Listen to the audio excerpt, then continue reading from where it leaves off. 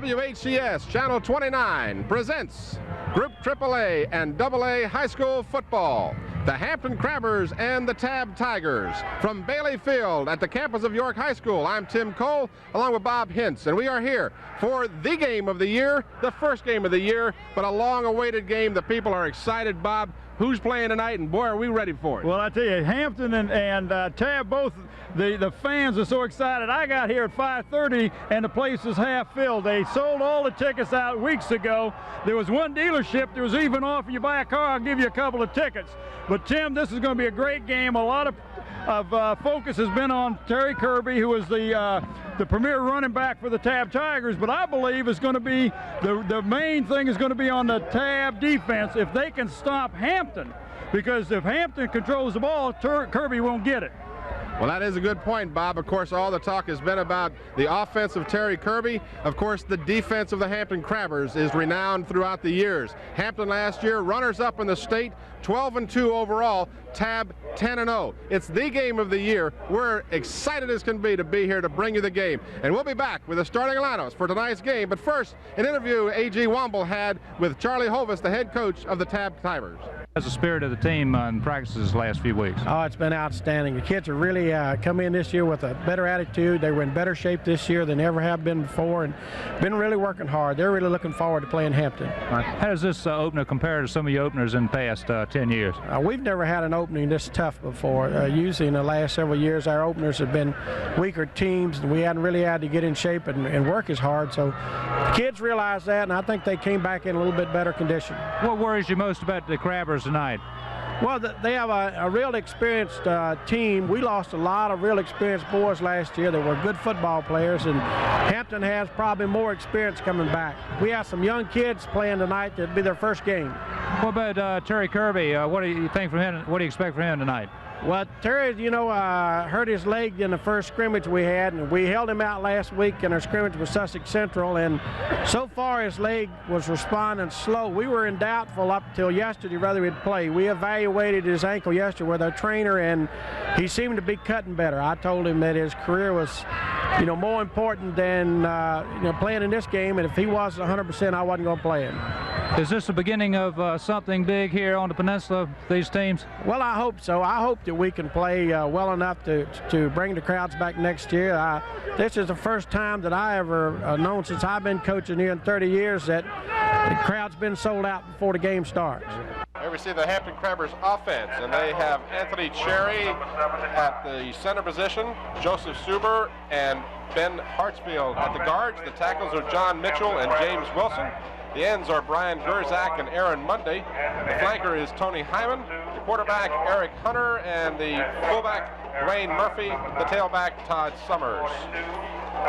And of course, Eric Hunter will also be doing some of the punting tonight, although I understand that it's possible too. We'll see Waddell doing the place kicking as well. And now we're going to the Hampton defense. The Hampton defense, they play a wide tackle 6, Tim. At the guard positions are Michael Draper and Jeff Lawrence. At the tackle positions is James Wilson and Mohammed Carlos. At the defensive ends is Todd Summers and Ken Robinson. Linebacking for the Crabbers, Derek Smith. And number 10, Adrienne Phillips. At cornerbacks, Tony Hyman and Leonard Lassiter, and at safety, Ken Owens. Some of these people we remember from last year, Tim. For the Tigers of Tabb, on offense, the wide receiver is Arrington. The quarterback is yet to be determined until the ball is actually kicked off and this game starts, but it's between Gadd and Skinner. Terry Kirby, the much heralded Terry Kirby, will be the tailback. The fullback is Porter. Griffin and Brown are the guards. The center is Wells. The tackles are Burrist and Lundy. The tight end is Slade, and Rourke is the wide receiver. And for the Tigers on defense, they run a 4-4 set, so they only have 4 down linemen. The 2 tackles are Ray Brown and Damon Burrist. At the defensive ends is Melvin Griffin and Chris Slade. Linebacking for the Tigers are number 44, Scott Carter and Chris Tolbert. The cornerback, Steve Grocky, Robert Hardy. Defensive backs, Jim Rourke, David Ewell, who had 14 interceptions last year, and at safety is Steve Dillard. And a coach that coaches for the respective teams, Mike Smith, the head coach at the Hampton helm, 174 wins, 27 losses, and 2 ties in his spectacular career as the head coach of the Hampton Crabbers. And of course, Charlie Hovis has done an equally fine job here at Tabb with a winning record ever since he's been here, basically. Yeah, and he coached at York High School here in York County prior to going to Tabb. And one of the interesting side notes on this coaching staff, he's assisted by David Walton, who was a graduate of Tabb High School, and Willard Hunt, who was a graduate of York High School. But Charlie Hovis' first year coaching, Willard Hunt was on his team as a senior here at York High School, so now he's come back to help his former coach. Charlie Hovis, to be exact about his numbers, 81, 13, and 2 at Tabb High School, and overall his coaching career, 112 wins, just 50 losses, and 4 ties. So, you know, you've got 2 of the better coaches on the peninsula up against each other tonight. You got to wonder, you know, you and I were talking about the off camera, we were talking about the pregame show. We were thinking, well, is there a mind game being played here about the quarterbacks?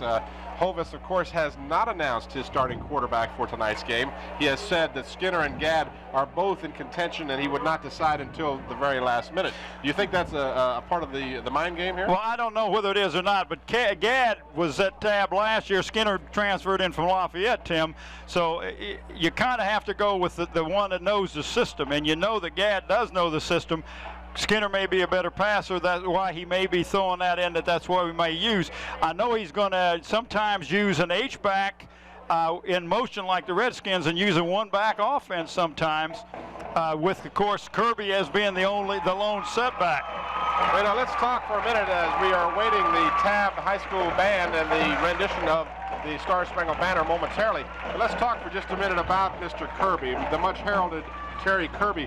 I have not had the pleasure of seeing him play before. Well, we have, Tim, excuse me, but basketball only. If you remember when they played the Russians, the AAU team, he was on that team. Exactly, you're right. And but we haven't seen him on the gridiron, and we are anxiously awaiting this. He last year had 2,800 plus yards on offense. Gentlemen, would you please rise as the Tabb? And now we're going to have.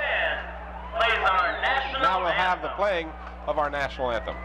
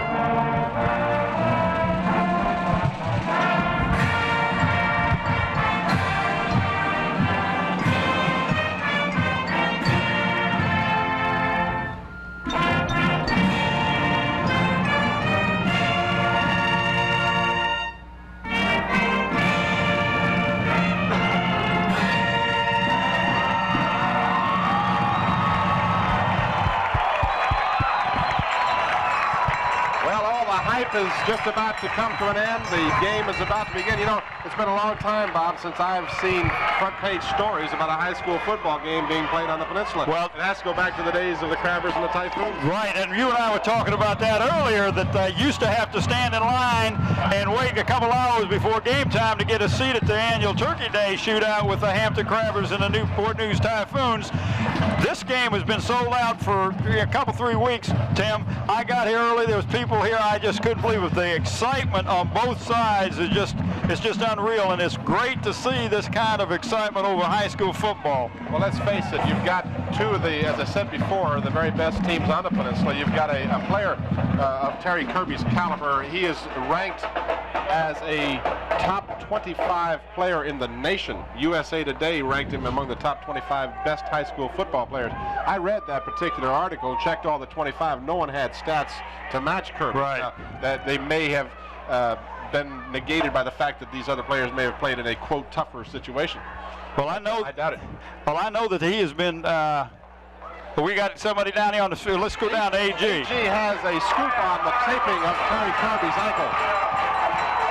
Well, we'll catch that. There's a shot of AG. Bob just talked with the Tabb trainer, and they were putting a little extra tape on Kirby's foot, but basically all they were doing was doing it to keep his shoe on. So no additional injury tonight, and they said he will be playing. Okay, that was a report on his ankle because he hurt his ankle in the scrimmage that they had with Kickingham High School. He twisted it a wee bit and got hit at the same time, so they were really concerned about his ankle. But Tim, you can bet when that whistle blows and that kickoff, Terry Kirby isn't going to be worried about his ankle. But we were talking earlier about the teams on the peninsula. Hampton High School has set a precedence of all high school football teams. Mike Smith and his coaching staff has won or shared the district title for the last 11 years. I don't think there's any other team in America that is going to compare with what the Hampton Crabbers can do. Mike Smith, year in and year out, will lose a lot of good ball players to graduation, Tim, but he always comes up with somebody else. He has an excellent coaching staff and does a great job of getting the best out of his ball players. You know, you and I were talking again off camera about some of the caliber of players that the Hampton Crabbers have lost from graduation, and they include Mike Stefanko, the leading rusher on the team, Mike Houston, who was a superb both punter and place kicker for the Crabbers. Among others are Darryl Williams, Grady McLean III, Andre Davis, one of the premier defenders for the Crabbers last year. As I said, Stefanko is gone, Weymouth Williams, Sherwood Jones. So just a tremendous loss of caliber. But as you said, Mike Smith seems to do miracles every year, and I'm sure tonight he will be strongly tested as we have the co-captains meeting at the center of the field. One other note that Tabb has won the toss, and they're going to receive on this end. All right, guys, Mr. Turlington is going to be the line judge. Mr. Young will be the back judge. Mr. Bullock will be the umpire. Mr. Thompson will be the head linesman. All right, let's have a good game, fellas. Well, Tabb is receiving the kickoff, Tim. One thing that everybody's been talking about, they've been talking about this game since it was announced last year, and you and I went up and did the All-Star game up in Lynchburg, and on the coaching staff for the Eve team was Mike Smith and Charlie Hovest. So they've got a great relationship going, and this is going to be just a tremendous boost for high school sports. You know, we talk about all the great players you said, but I think the thing is boiled down to the fact that how much difference is there between a group AAA team and a group AA team when you get to this caliber of play? Well, Tim, I'm not sure if there's any difference. You got to go with the athletes that you have. It's just that the group AAA has more people to choose from. But I was talking to Charlie Hovest and Willard Hunt a couple days ago, and they've won 2 state championships in a row and have not had one player receive a scholarship. And what that tells me is they have great high school football players, and they're all like within 6 foot, 6'1", 180, 190, 200 pounds. There's no great ball player except this year they got Slade, Ewell, McKechnie, and of course Terry Kirby. So they got 4 real good ball players that are being heavily recruited this year. Now, while we're waiting for the kickoff, let's talk about the fact that the Crabbers offense may not have a Terry Kirby lined up in it, but it has a very solid offense with Eric Hunter at quarterback, Todd Summers running the football, and other people that we'll get to as absolutely. That's what I was saying earlier. Tabb is going to have to stop the Hampton offense. But it's exciting. We're looking right down there. We're getting ready for the kickoff. Number 5, Waddell is kicking off for the Crabbers, and this thing will be on the move, Tim.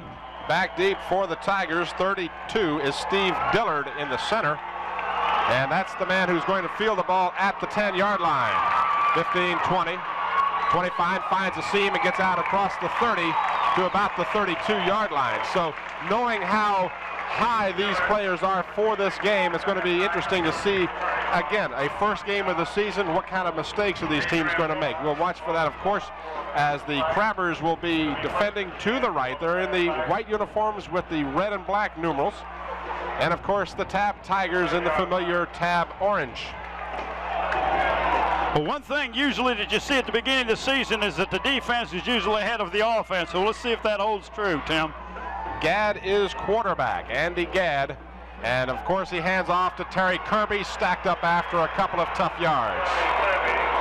Terry Kirby gets the call. I don't have any stats, or at least I haven't been able to research them yet, to see just how often in a ball game Terry Kirby carries the football. Well, he's had a lot of long runs, so I know that.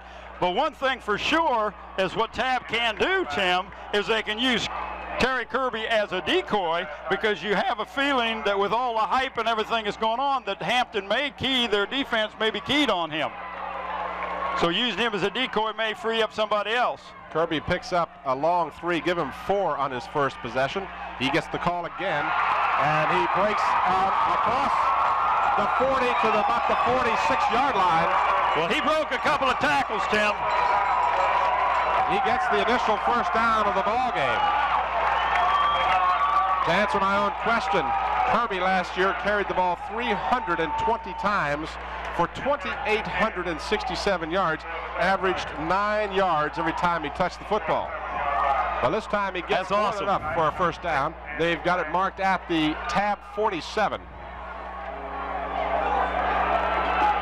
Slade lines up on the left end, out of the eye. Gadd calls the signals. Again, Kirby gets the call, left side. Slithers across midfield into Hampton territory. Some extracurricular activity after the ball is blown dead, but no harm. Well, I tell you, Tim, I watched the kickoff, and there was a guy that went right after Waddell, the kicker, and everybody in that Tabb team, when their ball is snapped, they're looking for somebody to hit. Pickup of 5 yards for Kirby. Kirby has been the offense so far in the ballgame. He has touched the ball every time on offense for the Tabb Tigers. You got to be careful. I said the Tabb Tigers. You get the Crabbers and the Tigers in there. You got to watch your tongue. It'll get tangled up on you. 48-yard line of Hampton. Pitch out goes to Kirby. Kirby skirts the right end, gets down to the Hampton 45-yard line. Pickup of about 3, and it'll bring up a third down and a little more than a yard for the first down. Well, you can see where their offense is. They've run 5 plays, and every one of them has been a pitch back to the tailback, Kirby, and then let him pick the hole and go. Third down at about 2. The other unknown running back for Tabb, the reason I say unknown is because he just doesn't get his call very often. And I'll get to that in just a moment. As struggling for a first down and then some, down to the Hampton 39 goes, yes, Terry Kirby. Scott Corder is the other running back, number 44. So far, it has been all Kirby, and they're at the Hampton 39. Well, this is really a test for the Hampton defense. These young men are going to have to grow, get experience in a heartbeat. But I tell you what, the Hampton coaching staff has been known to make some adjustments. Early in the ball game, no score. Bailey Field is the site of the big one. Hampton versus Tabb. Tim Cole, Bob Hinson, A.G. Wobble, just happy as heck to be here to bring in this ball game. Right side, Kirby gets the call. Check no, it wasn't Kirby. Kirby was the other way. He was used as a decoy going to the left like he was going to be a pitch out, and they gave it to the fullback straight ahead, who was Corder, Scott Corder. And he's no small guy, 6'3", 230. Well, they're not dissimilar in stature, and that's why I could be confused for a moment about which one had the ball. But again, a good decoy that time, and a pickup of about 3, maybe close to 4, but let's call it 3 yards for Corder, and it's second down and 7 for the Tigers. Gadd is the quarterback, Andy Gadd. Long count. This is Kirby. Kirby slashes to the left And again, you know, one of the things they talk about his greatness is his ability to cut back. Well, he did a good. You've got a beat on him. He's going to move out of your sight. He did a good job of moving to the left on a side movement and still not lose any of his speed, Tim. The hole was clogged up. I'm sorry, I'm getting excited here. The hole was clogged up, and he just made a side step and straight ahead and picked up, looked like about 6 yards. Almost 7. It's 3rd down and less than a yard for the first down. The ball is marked squarely at the Hampton 30. Kirby gets the first down and plenty more. Dragged down from behind, or Kirby would have scored. Well, I didn't see who that defensive ball player or the defense was, but somebody grabbed him and pulled him down. But if he hadn't, he would have scored for sure, just like you said. It did look like he had some free sailing there. We may have a replay of that. But as I said, Kirby is the offense right now, as you might expect. Another first down for the Tigers. They're at the 23-yard line. That's Kirby far to the left of your screen. Kirby darts to the right, gets a couple of tough yards. Well, you know, when he even gets a couple, it looks like he only got a couple. He got almost 5 yards that time. Well, that's what's amazing, and you can see it's a good shot of him walking back to the huddle. But here he comes off to the sideline. I don't know what problem is. I think he might need a breather. The poor fella's carried the ball on every down, and it's not exactly cool out here. It's not hot tonight, but it's maybe, I guess it's about 73, 74 degrees, which is really an ideal evening. Well, it really is compared to some of the heat we had a couple weeks ago. So Kirby picks up about 4. It's 2nd down and 6. Ball at the Hampton 18-yard line.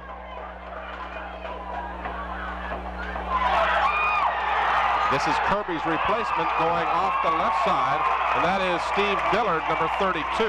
He's 6 feet tall, 170-pound junior. And that's going to be close to a first down. They line it up and appears to be short of a first down. And guess who's back in? Terry Kirby checks back in. Dillard comes out. And we're looking now at a measurement. Check that, Tim. He didn't come out. I'm sorry not to interrupt you, but Kirby did not go in. Dillard's still in there. And a first down registered for the Tigers. So Tabb started this drive on the kickoff to start the ball game. They started from about their 31-yard line and have made a beautiful drive downfield. And they are now looking at a first down inside the Hampton 15 at about the 13.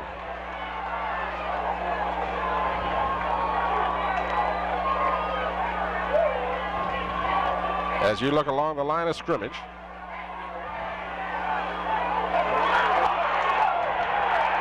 Couple of yards. Well, there was some gang tackling that time on the Crabbers. They were going to stop that runner. A flag is down. Our first penalty of the ball game. And it appears initially to be against the Tigers. Yeah, that's a big one, Tim. It looks like clipping. It was a preliminary signal. I don't know if we could catch it or not. But that really will move them back quite a bit because they were down there knocking on the door, and that's a big penalty. They would have had the ball inside the 10 at about the 8-yard line.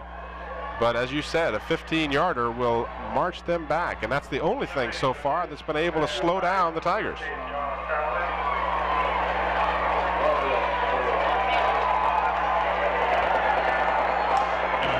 Moves it back to the 25, Tim.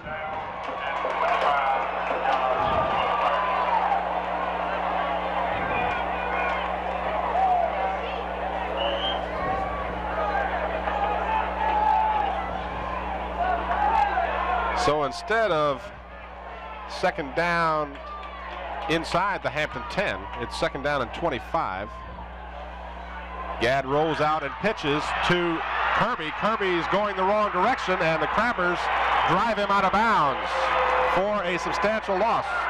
And that guy that took him out of bounds was number 1, Tony Hyman, and he's only 165 pounds, Tim, with 5'9". And a penalty flag has been thrown. I'm not sure exactly the call, but you can see on your screen the officials are discussing the penalty, and it may be an unnecessary roughness call against the Crabbers. And it was. I think, unfortunately, that Tony Hyman, in his exuberance, may have pushed Kirby out of bounds and continued the tackle long after the fact. Well, that's a good thing he did, because he lost 10 yards on that daggone carry. Again, they're discussing the options. I'm sure it's a dead ball foul, which occurred at the 35-yard line, which, as you said, exactly was a 10-yard loss for Kirby. That play will be negated because they'll get the 10 back and 5. And it is a personal foul, unnecessary roughness against the Crabbers. It's still a first down, Tim, but it's like, what's that, about 15, 17 yards? And mark it at the 20, and it is a first down, as you say. Well, no, check that as second down because it leaves a dead ball foul. So second down and 17 at the 20.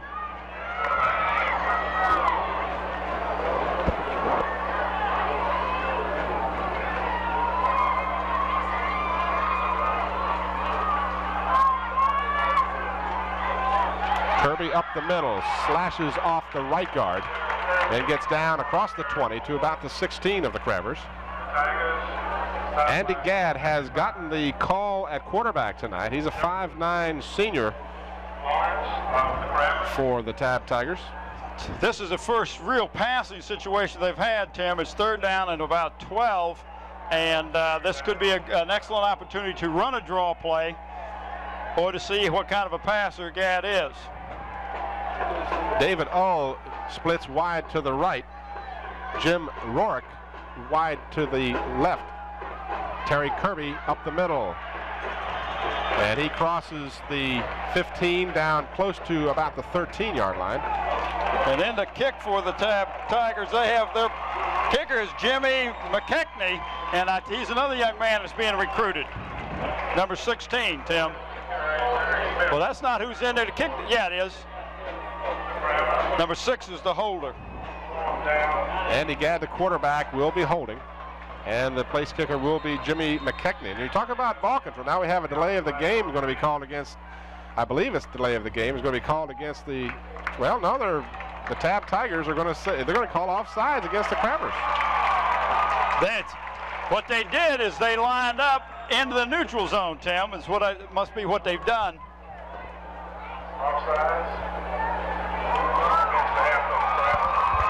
It's an unusual call because the ball had not been snapped. But it doesn't have to be snapped. You cannot be in the neutral zone in high school.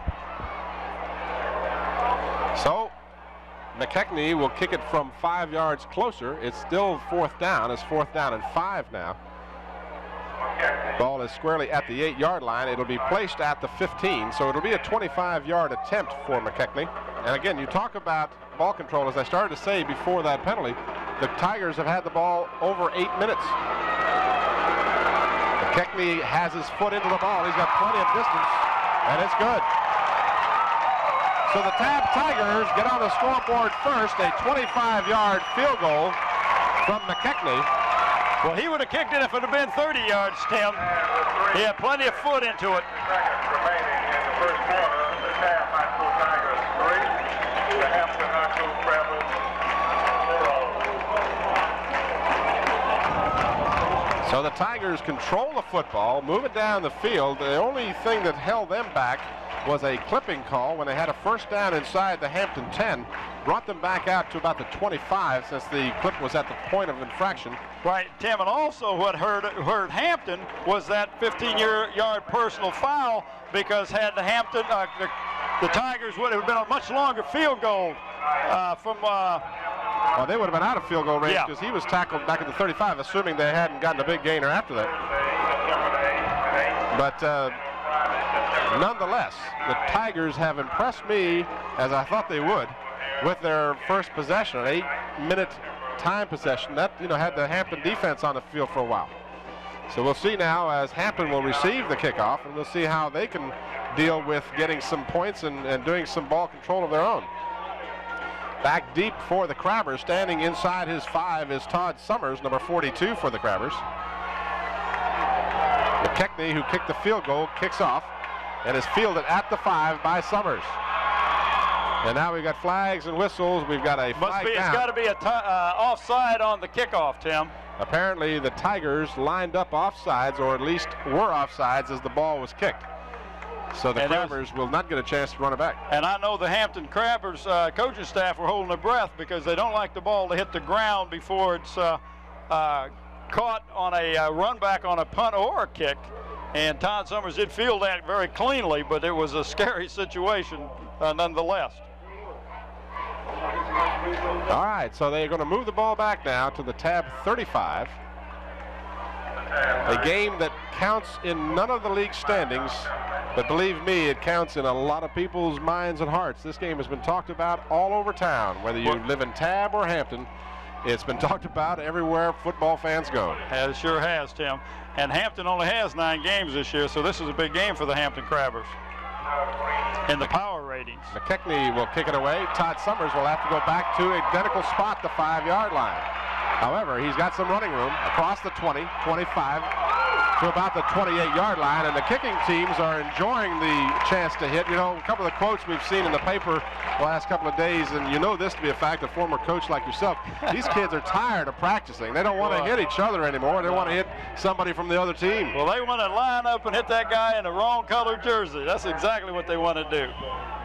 Well, this is Hampton's first possession. We'll get a good chance to see Eric Hunter and Todd Summers, who will probably be carrying the most of the Hampton load, like Stefanko did last year. Eric Hunter, a big, tall quarterback, almost 6'5". Lone running back is Summers. Summers breaks through the middle, picks up about 4. Several of the other players you may be familiar with: Brian Gerzak, 6'3" junior, 212-pounder is one of the ends. Tony Hyman, the little one. Little in size, I might add, certainly not in heart. Tony Hyman, we've watched for the last couple of years play some great ball for the Crabbers. Sure has. And he lines up wide to the right. Gerzak comes to the near side. Now we have 2 running backs in the backfield for the Crabbers. Hunter pitches back to Summers. Summers gets the first down, turns the corner, and then is driven out of bounds, but not before he crosses the 45 of Hampton and out close to the, well, they're going to mark it at the 45. Well, Tim, I don't know who tackled who, but the Tiger defensive ball player was going in for the tackle, and Todd Summers just lowered his shoulder and ran right over him. They've marked the ball at the 39-yard line, so apparently Todd Summers stepped out of bounds a little further back than we might have initially thought he did. But it is enough for a first down for the Crabbers. Gerzak comes to the near side, wide to the left. Hunter, inside handoff, boom. Tabb Tigers cause a fumble, and they've got the football. That was a misdirection play, just never did get a hold of the ball.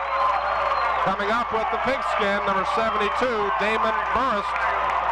Big 6'4", 247-pound junior jumped on that football as the misdirection play was hit hard by the inside linebacker of the Tabb Tigers. Coughed that ball up, and Burris right there, the opportunistic Burris gets the ball for the Tigers. So the Crabbers have had the ball in the first quarter a little more than a minute and a half. And that's going to hurt, Tim. You can't turn the ball over, not to an explosive offense like the Tigers have. Mark it at the 44 of Hampton.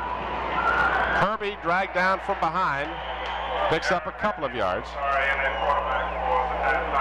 Defensively, that was number 10, Brian Phillips, on the stop. He's a linebacker, 6'1", 212 junior. And remember last year we had his brother that played, one of the defensive backs. Tony Phillips.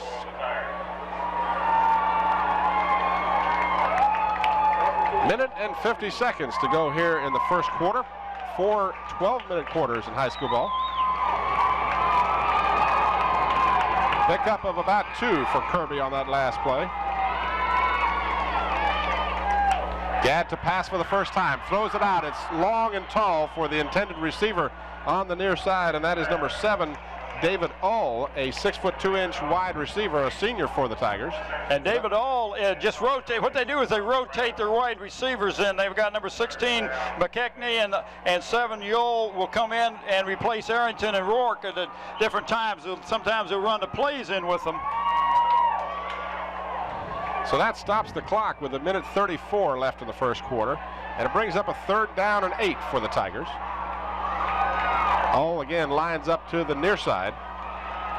And one of his favorite receivers is Chris Slade, the tight end on the other side. Kirby in quarter of the backfield. And now a new quarterback is in it. This is Skinner, and he'll be driven out of bounds at the 35-yard line. It'll be real close to a 1st down. It'll depend exactly on where they mark his forward progress. If he marked it short of the 35, it'll be a 4th down. But you may be in a situation where you can go for it because you have less than a yard, and you've got you got a guy that can pick up his average 9 yards a game last year. Well, the Tabb fans who are directly in front of us are exhorting their team to do just that. And big number 79 for him comes in. He was 5'11", 300 pounds plus. Brian Talley.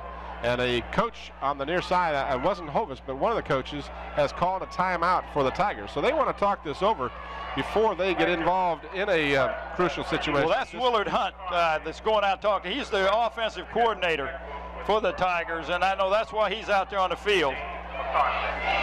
We are happy to have both York County School System Cable and Continental Cable of Yorktown joining us for this broadcast. So we are welcoming you aboard. We are WHCS Channel 29, the Hampton City School System. I'm Tim Cole along with Bob Hintz and A.G. Womble, who is roving on the sidelines. We're going to be hearing from A.G. throughout the game. As important and pertinent things occur, A.G. will be there to bring them to you. As a matter of fact, I see him way over on the far sideline on the Hampton side of the field. A minute 26 remains here in the 1st quarter. And the Tabb Tigers appear to be going for the 1st down. As you said, Bob, they've got less than a yard to go. Well, I stand corrected. It looks now as McKechnie may be going into deep punt formation. And they may try to draw him offside on a count too, Tim. I'm corrected again. They're apparently going to try a 52-yard field goal. It's up. It's going to be short and to the left. So, and not a bad try. That ball hit the goal line. It wasn't quite long enough, but when you consider that was a 52-yard attempt, that wasn't bad. And what's different here than in the pros, you would normally get the ball from where the line of scrimmage, where in high school it goes back to the 20-yard line, so that was not a bad try. And McKechnie's got a pretty good leg. It really does, considering there's absolutely no breeze out here tonight. The flag is dead limp on the pole. So the Crabber turnover does not hurt them in the sense that they don't end up giving up any points. But it has taken some of the steam out of the Crabbers on offense, and they do need to reestablish, or at least establish for the first time, their offensive abilities in this ball game. Hunter throws it back to Todd Summers. Summers crosses the 25, picks up about 5. Well, Hampton has moved the ball fairly well, Tim. The only play that really hurt him was that misdirection, like a trap on the inside that didn't work, and they turned the ball over. But outside of that, they moved the ball down the field pretty well. Like you said, they haven't had it but just a little over 2 minutes in this initial quarter.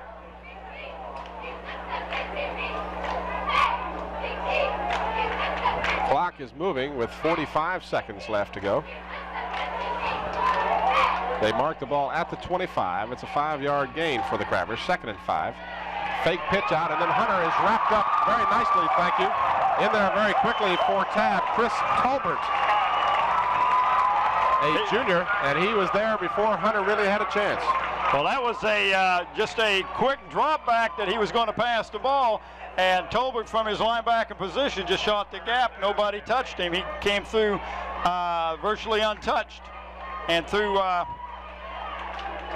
Hunter for about a 4-yard loss, Tim. Just 5 seconds to go. Unless Hunter hurries, this will not get called. In fact, they are going to stop the play before the snap of the ball, and that will conclude the 1st quarter.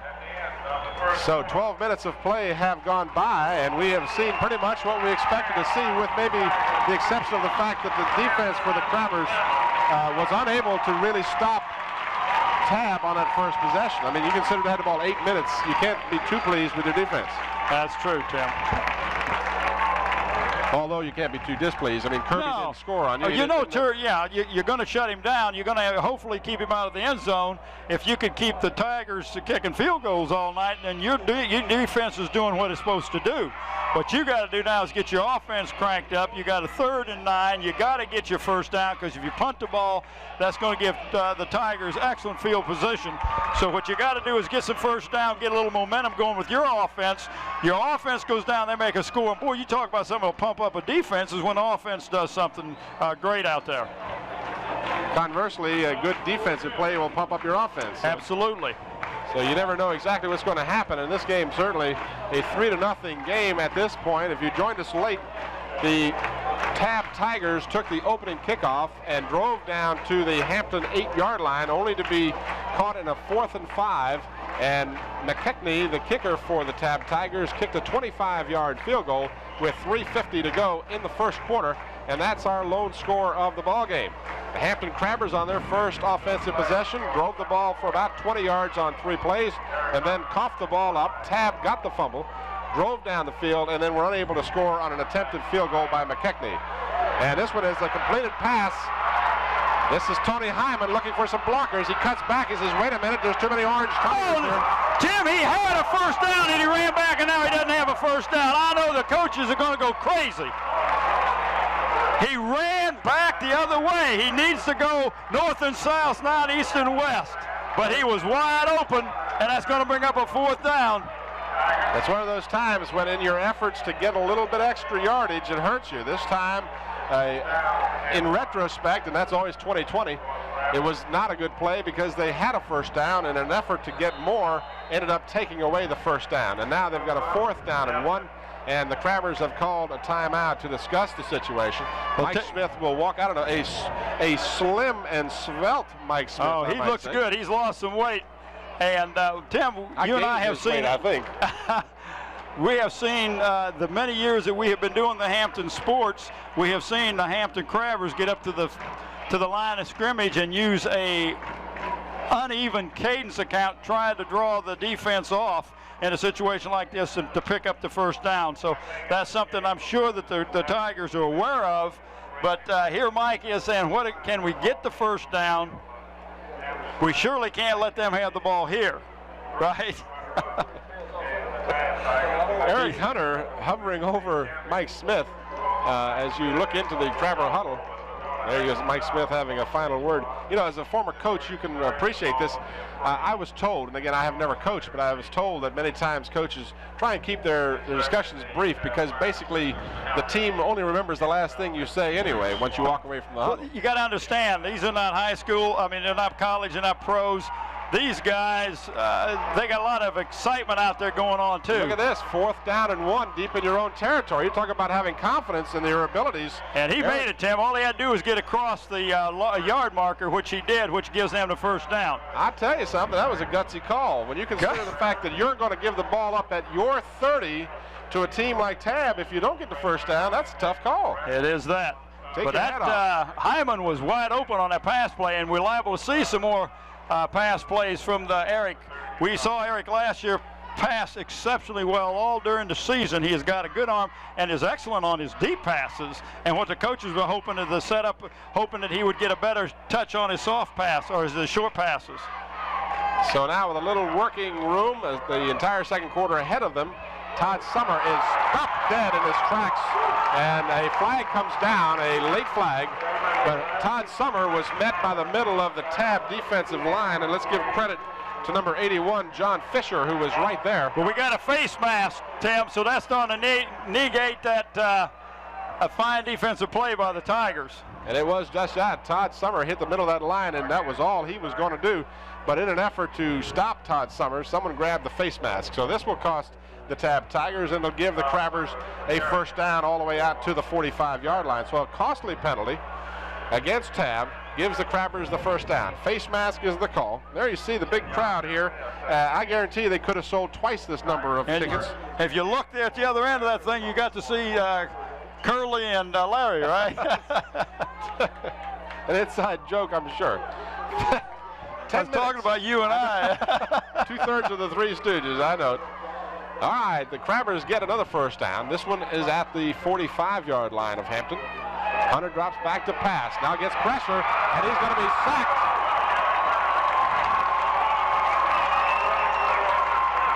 A super defensive effort by number 55, Melvin Griffin of the Tabb Tigers, as nobody touched Griffin. He just blew right in there and threw Eric Hunter for a 10-yard loss. Well, Eric was starting to sprint out. Had he stepped up into a pocket, he would not have run into that tackler, but he tried to get outside. He just made a wrong decision when he was in that backfield like that. But that happens, and those kind of mistakes are not going to go on all year long. You can be assured of that.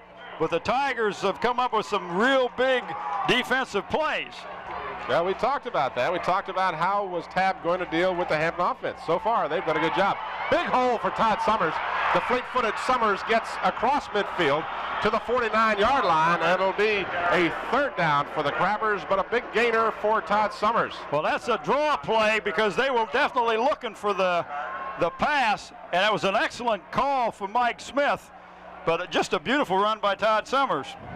Summers in the shadows of Mike Stefanko last year, although Summers did see a fair amount of running. And he gained over 700 yards, Tim. Yeah, I mean, Stefanko doubled that, but still between the two of them, they were a most potent offense for the Crabbers.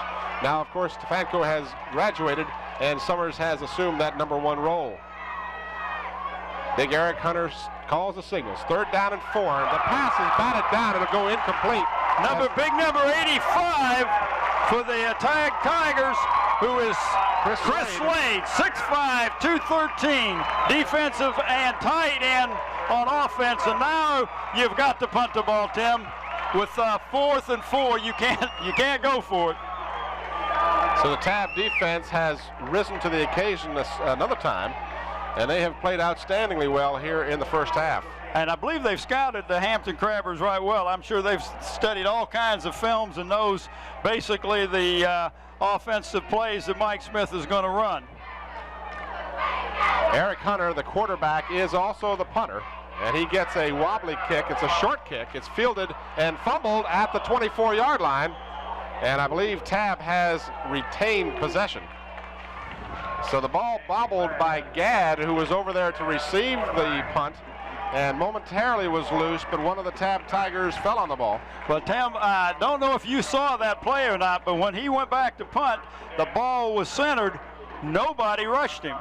If he would have hesitated a second, of course, it's hindsight again, he could have ran and picked up the 4 or 5 yards he needed for their first down, and this is something that the Hampton team may pick up on the second half.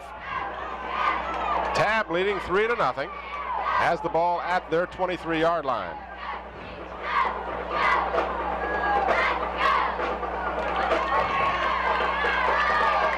Gadd gives to Terry Kirby. Kirby spins away from one tackler, but is ridden to the ground, and a late flag as we probably have a late hit.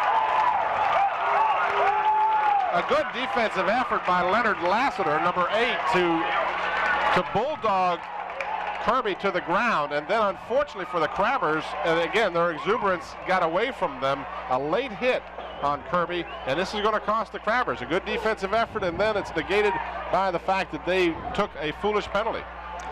And those are the kind of things that the coaches don't want. They want you to be excited. They want the kids to be pumped up and all that. But when the whistle blows, you can't be taking cheap shots, especially not at somebody like Kirby, because you know that everybody is looking at him as well as the officials. But it was a great defensive play by the Hampton Crabbers. They clogged up the center, and he tried to bop out to the outside and was stopped by number 8, Lassiter. So Lassiter gets a good call on the defense, but the penalty will give the Tigers a first down. Gadd fakes, gives to Kirby. Kirby for no gain. In on the stop for the Crabbers that time. Number 10 is Adrienne Phillips. They mark the ball squarely at the 40. 8 minutes to go in the first half. Tabb on top, 3-0. They have been the only team to even come close to scoring, as the Crabbers have never really threatened, and they've only gotten to the 49-yard line of Tabb, and then they had to give it up on downs. So gain of maybe a foot on that last play. Let's call it 2nd down and 10. Pitch out goes to the fleet-footed Kirby. Kirby picks up maybe 3. So Kirby will get the ball out to about the 43. And it'll bring up a 3rd down and 7 for the Tigers. You know, the Tigers in the paper were listed as being 8-0 in the district, 10-0 overall. But as I look over the stats from last year, they went further, of course, into postseason play. Their defense was outstanding. They shut out 6 opponents last year and held all other opponents to 14 points or less when they did give up points. No one ever scored more than 14 against them. So they've talked about how strong an offensive team they are. And again, with an offensive weapon like Kirby, you're going to be on the field a lot. Therefore, the other team is not going to be on the field offensively. But the Tigers were outstanding on defense as well as offense. We got an equipment problem, it looks like, Tim. Tabb actually was 14-0 last season with postseason play included. Of course, the Crabbers ended 12-2, losing in the state finals, a game that you and I will remember, I'm sure, for a long time. 3rd down and 7 for the Tigers.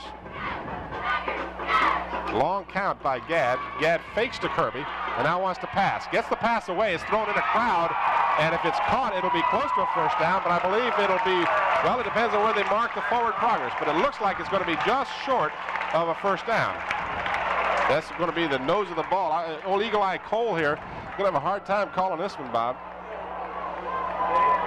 That's real close. Well, from this angle, it looks like it's almost a 1st down. But that was an excellent catch.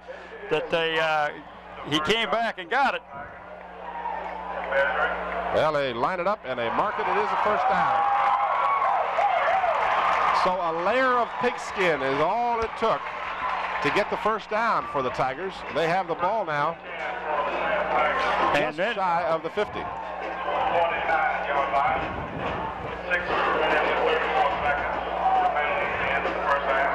Well, Gadd sure impressed me with that throw that time. That's what you call getting exactly what you need, as they got just the nose of the football, enough for the 1st down. Gadd over center, pitches out to Kirby. Kirby looks to go outside. The Crabber pursuit is excellent. He stiff arms one would-be tackler and then is driven out of bounds after a short gainer. And he's coming up limping, Tim.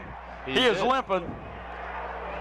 He sure is, and that's him coming over to the sideline, and that would be a terrible loss for the Tigers if in fact he has hurt that ankle. Boy, is he going to be upset if he has to come out of this ball game. You know, you don't gain the yards and do the things he's done without an incredible amount of desire. Well, they got the trainers going to look and probably retape the ankle, Tim. In the meantime, we have a penalty, I believe, on the field. And they are marking off a It's another big penalty. There's nothing but big penalties tonight. This one is going to bring the ball back to the 36-yard line. This is a personal foul against the Tabb Tigers. So there you see Kirby as he's checking that right ankle. He was able to walk on it, so that's encouraging. Now the trainer, as you see on your screen, has come over to check the ankle. And we're going to go back now to the field of play as the 15-yard penalty pass over the middle is incomplete, as momentarily the Tigers had the ball but unable to hold on to the football. Well, that's their tight end, Chris Slade, who was the leading pass receptor last year, Tim. He received 13 passes last year and was their leading pass catcher. Of course, they don't pass that much. When you got a guy that runs the ball as well as Kirby, why pass it? Well, a good pass and an almost good catch by the Tigers, but the ball goes incomplete. And now it's 2nd down, and the Tigers need to get to the 41-yard line of Hampton. It's about a 25 yards. Gadd is slammed to the ground. The ball almost picked off as Tony, check that, Tony Hyman had the ball momentarily for the Crabbers. There you see number 2 for the Crabbers. He also had a shot at the ball, and that is Kenny Owens. Well, when Gadd threw that ball, Tim, he was leveled. That's one of the prices you pay. You notice that what Tabb does is they don't do a drop back pass, they do a sprint out.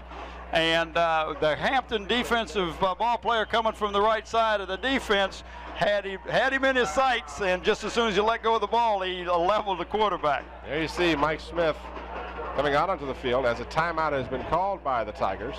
They want to discuss the situation. The ball is at the Tabb 36-yard line. It is 3rd down, and as you said, Bob, 25 yards to go for the first down. I see AG on the near sidelines. He is on the sideline, and he very well may have a report on the injury to Terry Kirby. Well, I could hear him, but just very faintly.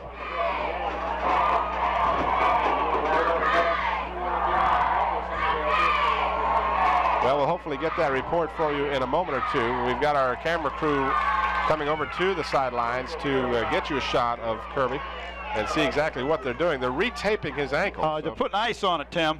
They got ice on it. That's what he's taping some ice on that thing, I'm sure. It hasn't swelled up that bad. You can see how big that is. Well, I don't mean to argue with you, but I'm not so sure he's got ice in there. I think he's got one of those great big boot-type shoes. Well, that could be too, Tim. We'll have to wait and see.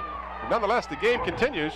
Kirby or no Kirby. This is Skinner at quarterback, and Skinner is rushed, and he is going to be thrown to the ground, much to the delight of the Hampton Crabbers faithful.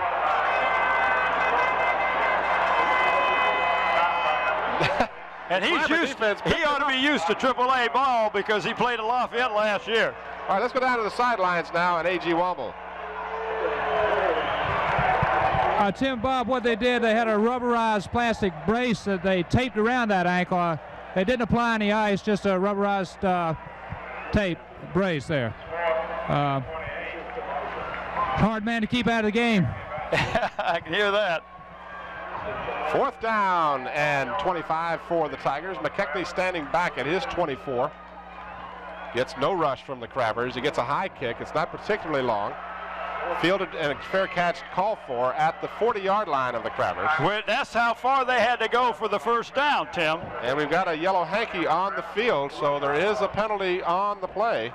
And we'll have to wait and see who this is going to be called against. It's holding against them, and you might take that's a 15-yarder, make them kick that ball again. Them being Tabb, 4:53 is the time remaining in the first half. The Crabbers, of course, would like to get a chance to get some points on the scoreboard here. It's been a while that I can recall when the Crabbers didn't score during the first half.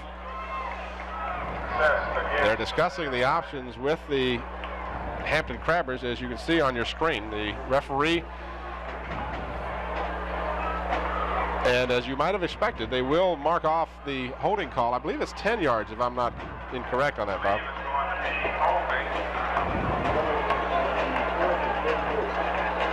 So it was a 4th down and 25.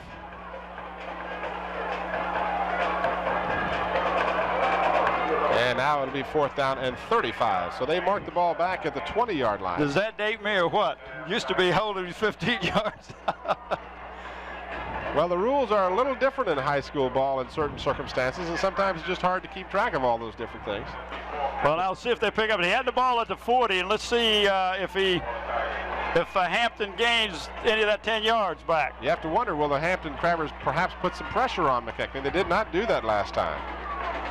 A low snap takes a one hop. The Crabbers are definitely in a return mode. McKechnie gets all of this one, and a fair catch call for a 3-yard difference. So McKechnie really does the job, as his toe is the difference in this ball game right now, and in more ways than one. That was an excellent kick of about 50 yards with no return. It sure was, Tim.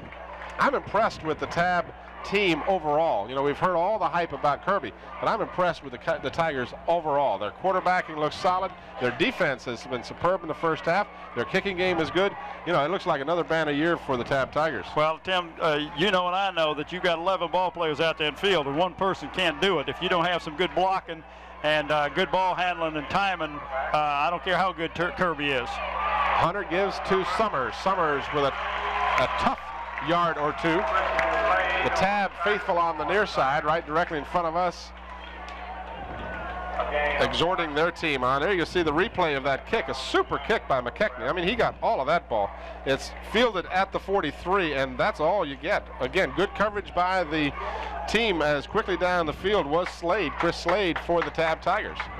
And he is an outstanding defensive ball player, as well as an outstanding defensive tight end for the Tigers. I'm trying to say Crabbers here instead of the Tigers. 1 yard pickup for Summers. 2nd down and 9. Hunter wants to pass. Throws a lateral to Summers. Summers with no blocking. Bounces off one would-be tackler. Puts his head down and then gets out close to midfield. Todd Summers, who goes at a whopping 5'9", 150 pounds. No, he's 5'9", 180, Tim. 180? And he made sure I knew that he was 180. He says, I am not 150, I am 180. Well, you're right. The 8 looks like a 5 here. Mr. Summers, my apologies. 180, but he's still, no matter what. That was a nice hit. I mean, he took a good hit and just said, excuse me, and went around the guy and picked up 4 or 5 more yards. So Todd Summers on the receiving end of the lateral. There you see the lateral. Now watch this hit. This is super. Boom. You think he's going down? He bounces off that and comes back for more. Back to live action. This is Summers again. Not so much success this time. And that was 3rd down and long. It'll bring up 4th down. Well, we talked about the Crabbers offense. If they could keep control of the ball, this would make it tough for the Tigers. But I tell you, I'm impressed with the Tiger defense. They're really doing a good job out there. Summers with a loss on the play. And it's 4th down and almost 6 for the Crabbers. Well, Tim, not to interrupt you, but you come back to the second half, and I bet you that Hampton passes the ball a whole lot more, because there was some wide open. A bad kick from Hunter. This one is not going to do much for the Crabbers at all. It is touched by one of the Crabbers at the 38-yard line. So Hunter got the first time tonight that anyone from the Tabb team has rushed on the kick, and that may have distracted him a little bit. I don't know whether he was expecting it or what. He just shanked that ball. Yeah. It rolled all the way down to about the 38. And we're going to return to Bailey Field after this brief timeout. Yeah, see Kirby on the near sidelines. He is up and around. He has no noticeable limp at all, so I would expect that if not right now, certainly we'll see him come back. You know, again, as a former coach, you're more aware of this than I might be. You got to be careful about those sprains and things, because this very simple fact that it could stiffen up on him during halftime. Yes, it really could, Tim, and it's only 1:30 to go in this first half, so I don't know that we'll see him back in this half or not. Tabb with a 2nd down and 7. Across the 45, close to the 46. Carrying the ball that time for the Tigers was number 32. That's Steve Dillard. And Mr. Kirby has checked back into the ball game. 1 minute and 1 second to go here in the first half. Dillard checks out of the ball game. Kirby comes in. Tabb leading 3-0 on a 25-yard field goal from the toe of McKechnie, number 16, Jimmy McKechnie.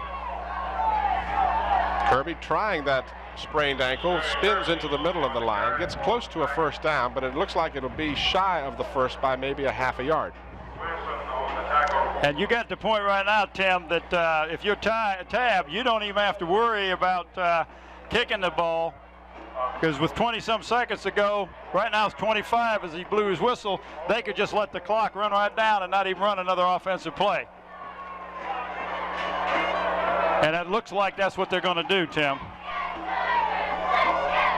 You know, if we could take a moment for a personal note, I'm not sure. I think I might see Steve Washington on the far sideline. Yeah, Steve came to one of the practices the other day, Tim. I believe that's he over there near the yard marker, as that is the conclusion of the first half. The time has run out, and the Tabb Tigers at halftime lead by the score of 3-0. And if I could just continue that thought, our very best wishes go to Steve Washington, who has had an illness. He's been in the hospital and convalescing for some time now, and I know I speak for both of us and the entire crew as we encourage Steve to get back to good health as quickly as he can, and hopefully back to coaching with the Hampton Crabbers.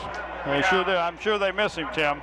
All right, we're at halftime at Bailey Field in Yorktown. Our score, the Tabb Tigers 3, the Hampton Crabbers 0. We'll be back with second half action after this brief timeout.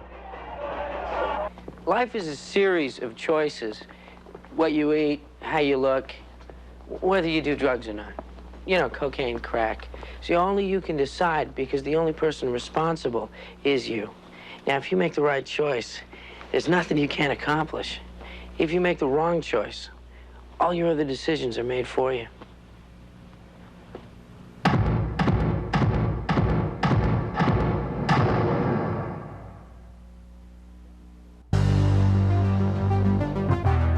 Channel 29, WHCS TV.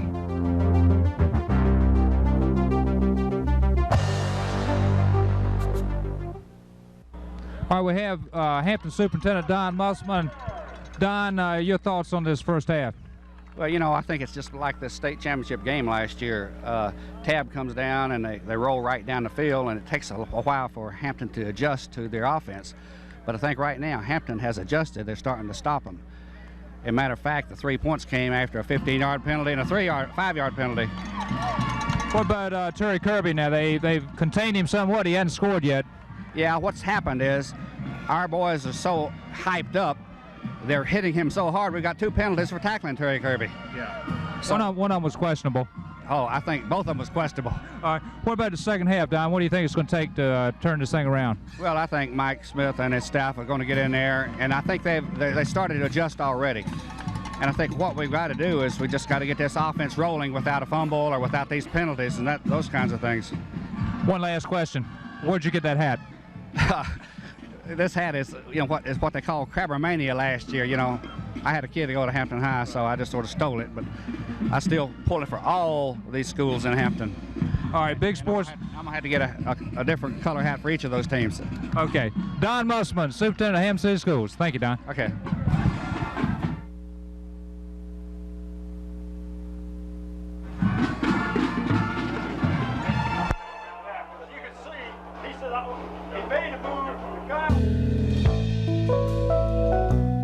A public service of the Hampton City School System, WHCS, Channel 29.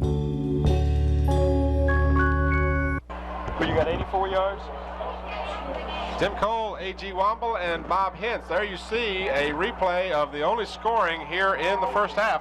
A 25-yard field goal by Jimmy McKechnie of the Tabb Tigers at 3:50 of the first quarter. And that is the extent of the scoring. I've got A.G. and Bob along with me. Fellas, your impressions of the first half. A.G.? Well, Tim, the defense for Tabb surprised me a little bit. They contained them, but I've got a feeling the second half Todd Summers going to break one. Okay, Bob, what do you think? Well, I was impressed with the Tabb defense, but I thought the Hampton Crabbers, both offensively and defensively, hurt themselves with some penalties and making some bad decisions. I look for them to put the ball in the air a little more, Tim. I think that they had a lot of open receivers. What they've got to try to instill into Eric Hunter is when you go back, set up, step up into the pocket, you'll find your open receiver, because you notice in one of those plays he got a real long pass to Hyman, and Hyman, of course, ran back and lost the yardage. But this might be a different game in the second half, Tim. Well, I think we can definitely look for a whole different approach to it in the second half. I think that you're absolutely right. I think the Crabbers will pass the ball. That would be my opinion at this point. And I think that we're going to see them try and open the ball game up a little bit. But let's take nothing away from the Tabb Tigers. They have played well on both offense and defense. Their defense has come up with a big play. Hampton has hurt themselves with some penalties that they shouldn't have taken. You know, aggressive penalties, I've heard coaches say it all along, we don't mind aggressive penalties because that proves and shows that your boys are in the ball game. And absolutely. They're doing what they can here. But they, by the way, as you look down the field, the Tabb Tigers have returned to the field of play. The Hampton Crabbers have not returned. And here we are, Larry, Curly, and no Mo. Mo in the middle. Say one thing, that I think Kirby unofficially has got about 56 or 60 yards, and I think we have to be somewhat pleased at the fact that he hasn't broken any. We've, contained him. No touchdowns, no long gainers. Well, I see him out there loosening up, Tim, and that was one thing that you alluded to earlier, that when you do have an injury like that sometimes it will stiffen up on you during a halftime when you have a halftime break. But I see he's loosening up out there, and I don't know if they put any ice on it or not. Maybe AG can find out some things when he's roaming around during the second half. But Hampton has keyed on him, and well, they should. He carried the ball more than anybody else. He is the heart and soul of their offense. You stop Terry Kirby, and you can beat him. I believe that. Well, I think we're going to be in for a most exciting second half. The first half was everything I expected it to be. As you said, I think the only difference, as you see the Tabb Tigers warming up, the only difference in the first half that you can see is the fact that Tabb came out, controlled the football, they brought the ball right down the field, then they hurt themselves with a penalty, and then the Crabbers stiffened on defense, as we've seen them do so many times over the past years. And then you saw a real hard-fought ball. But you know something, there haven't been a lot of mechanical mistakes in this ball game. When you consider this is the first game for both of these two teams, they've played it quite well considering this is the initial ball game. Yeah, there's been only a couple offsides, and that was lining up in the neutral zone. There have been the offenses seem to be clicking. There don't seem to be the timing is there for them. So I'm real pleased, and I'm sure both coaches are, with the way that both offenses have worked. And, of course, the defenses, it's a little easier. You don't have the timing and the ball handling and all that you do on offense. So you expect the defenses to play well. But I'm looking for a great second half, Tim, and I know the viewers are enjoying this ball game tonight.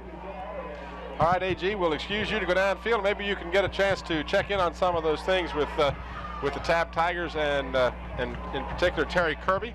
The Hampton Crabbers, of course, as we mentioned before, have lost many key players to graduation, as did the Tabb Tigers. You know, the Peninsula District as a whole is looking extremely strong this year.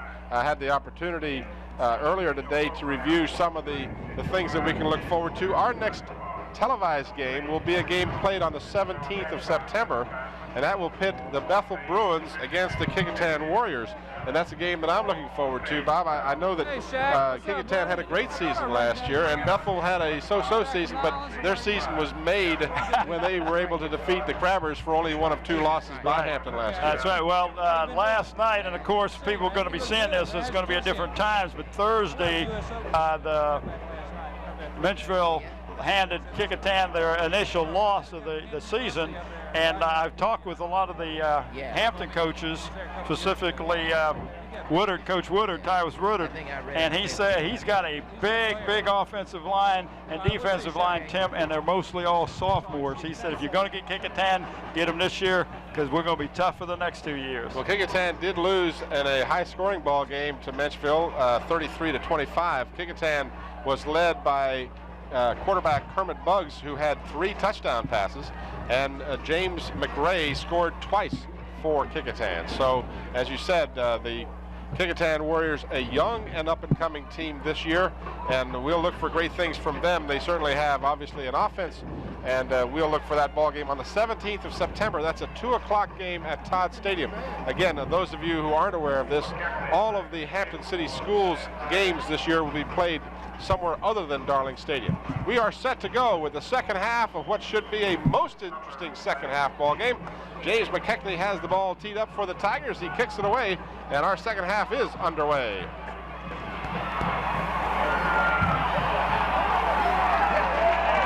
See, this is one thing that I'm sure the coaches are going to get on the runners. You can't run laterally. Move that ball up the field. Go north and south. Don't go east and west. And they'll take over at about their own 20-yard line, it looks like, Tim. They being the Crabbers in the white uniforms with the red numerals, and they're outlined in black. Tabb Tigers, of course, in the tiger orange. As we are coming to you from Bailey Field, a jam-packed field. I'm sure our cameras have showed on numerous occasions. The entire field is ringed 3 and 4 and 5 deep by fans who wanted to see this ball game. There you see Eric Hunter over center. Hands off on the inside for Todd Summers. And Eric had a little trouble on the handoff that time. He really had to reach to get the ball to Todd Summers. He really did. In fact, he had to lunge out to get the handoff to Summers. Again, that part of the timing aspect of the ball game that you will see develop that much better as the season goes along. Pickup of about, well, let's call it 2 for the Crabbers. Second down and 8. Crabbers trailing by the score of 3-0.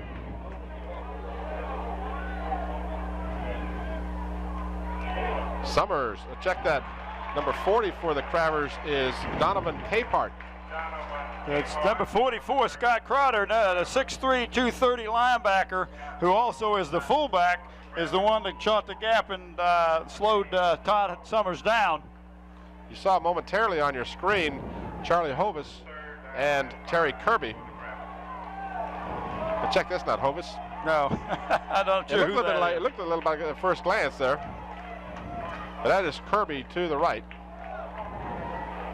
And it's third down now, third down and about 5 for the Crabbers. Brian Gerzak comes to the, check that, Aaron Monday lines up to the near side. Todd Summers looking for the first down, does not get the first down. As the Tabb defense, as it has done throughout the first half, rises to the occasion and stops the Crabbers short of the first down. So we'll see the kicking team come on for Hampton. And a game, actually, I don't think most of the fans expected to see a game this low scoring.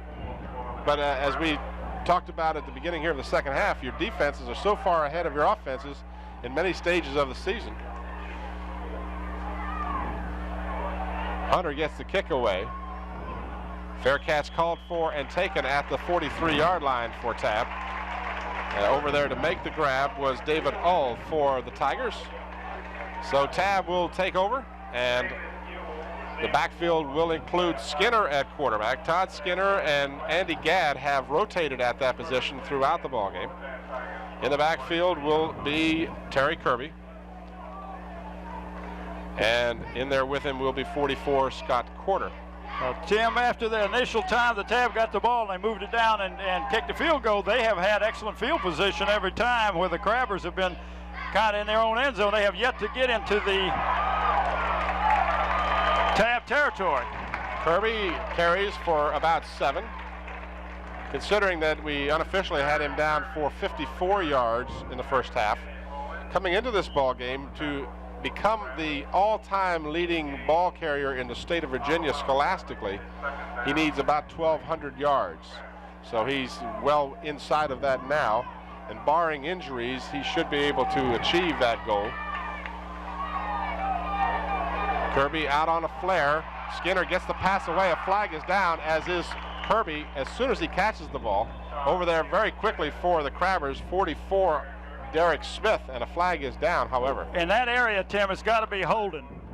That's the call from the official. So Tabb, a no-gain situation on the play, but a holding call, and that would be 10 yards, I believe, from the point of infraction, or at least from the line of scrimmage. And you got to take it, Tim, because it'd be third down and 2 or 3, and you got to put them back in the hole, and hopefully maybe your defense can come up with a big play. The officials discussing the different options with the Crabbers. Well, the Crabber defense is putting a lot of pressure on the quarterback, whether it's Gadd or Skinner, either one of them, it's in their quarterback, and they don't care. They put a lot of pressure on him, and he has had to roll out each time that he has passed the ball. So holding is the call. The ball marked back to the 35-yard line, negating a no-gain play. Repeat the down and make it second down and 18 for the Tigers. Again, back to pass. Skinner has plenty of time. Throws long. It's over the head of the intended receiver, and apparently it is intercepted by the Crabbers. So the Crabbers come up with the football. And they're at about the 25, so they're about where they were when they gave the ball up, Tim. So that was not bad. That's a good turnover. And this is something that maybe will excite your offense. Your defense come up with a big play. So the Crabbers intercept. I'm sorry I didn't get a chance to see who made that interception for the Crabbers. But nonetheless, the Crabbers have come up with the turnover.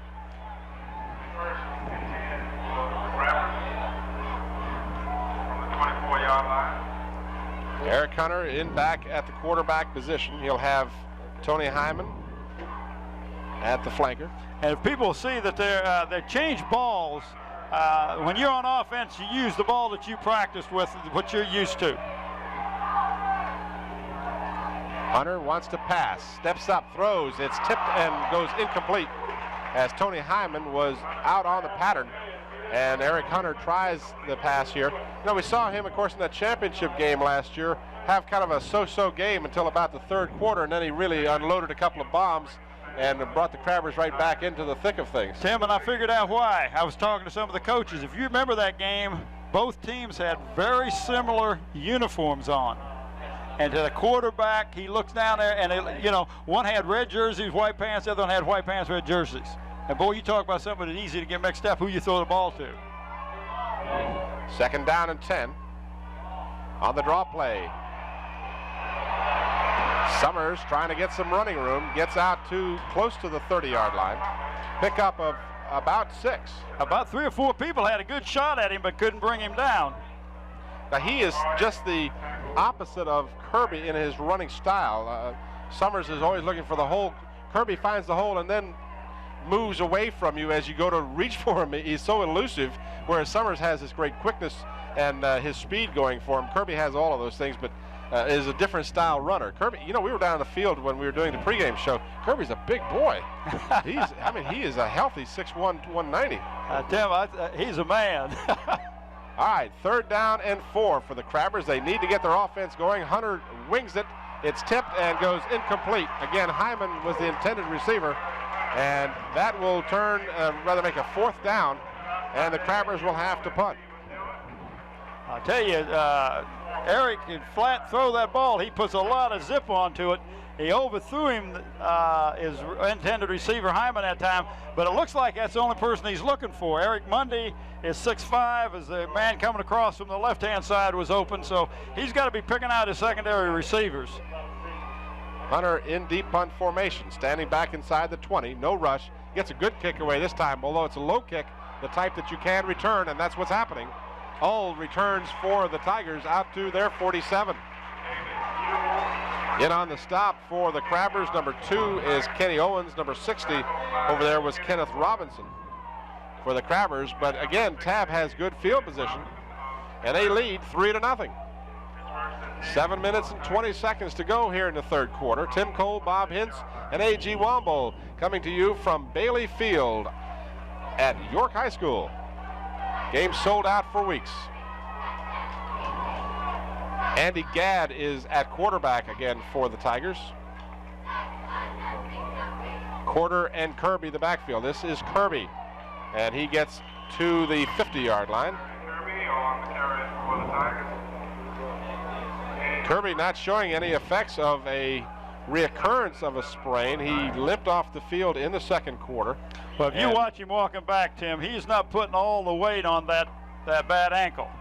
No, but he's the kind of athlete you're just not going to keep out of the lineup. No, you're not going to keep him out of the ankle lineup, and I'm sure it's hurting. But there's a lot of pride in this game. This is Kirby.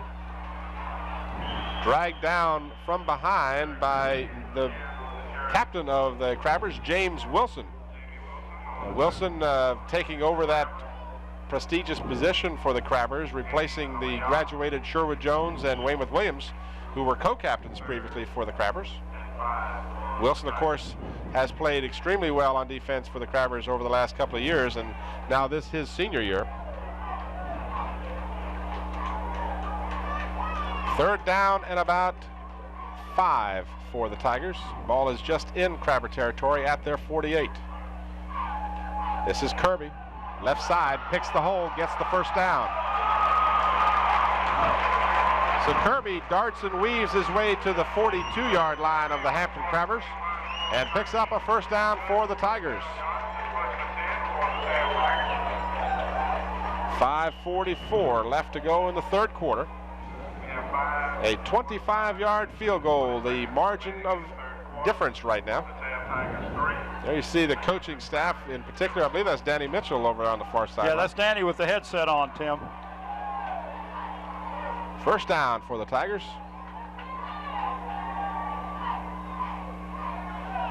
Kirby loses his footing in the middle of the field. Wilson lands on him, but no penalty, as there should not be a penalty. The fans on the near side are calling for a late hit, but that was not flagrant, or for that matter, was barely late.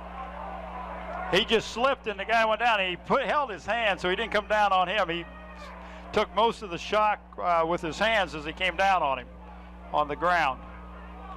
So Kirby, one of the few times tonight that he hasn't gained yardage. One other time he was thrown for a 10-yard loss. But on that play, the Crabbers were guilty of roughing him up. And now we have a whistle, an illegal procedure call apparently going to be called against the Tabb Tigers. I'm not sure statistically if that play will count against Kirby since there was a penalty on that play. No, but he lost another time that happened too, Tim. I think he lost about right close to 10 yards. But that one particular one, if you take the penalty, then the down doesn't count. So they mark the ball back 5 yards on the illegal procedure call against the Tigers. They did not go into a 3-point set that time. I think they were trying to go on a quick count, and somebody might have moved before the ball was snapped.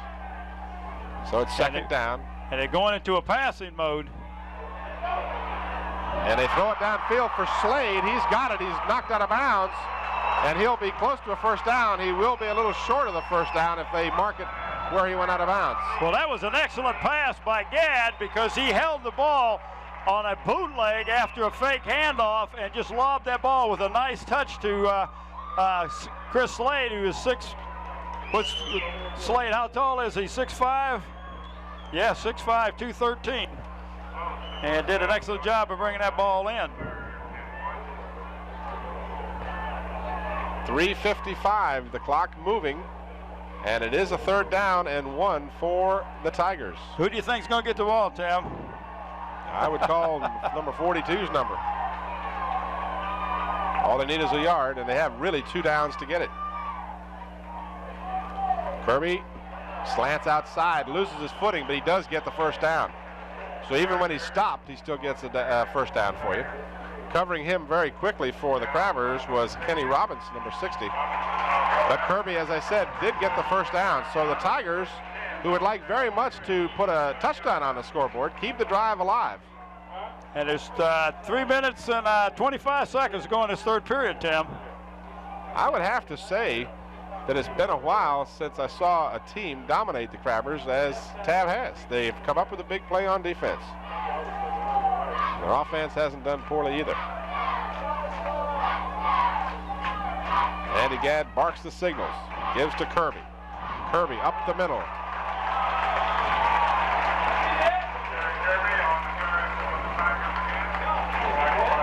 Inside of the 25, Kirby just very nonchalantly picked up 6 yards.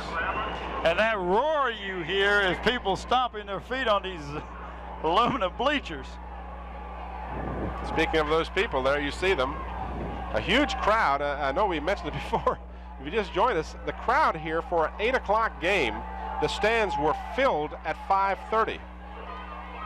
And a sold-out game at that. It wasn't like they had to get here to get a ticket. They already had their tickets. Inside handoff goes to Porter. It fooled everybody as Gadd kept on the fake. It looked like he had the football. Half of the Crabber defense kind of took that fake. And in the process, Porter picked up a first down. Well, they're on the 19-yard line, Tim, and now the Hampton Crabber defense is going to have to toughen up. We've seen them in the past where they'll let a team get down there close, and then they really get stingy.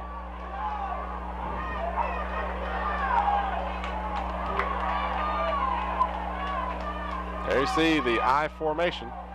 Second man through. Kirby stumbles forward, still picks up yardage down inside the 15. Kirby seems to pick up yards even when he stumbles.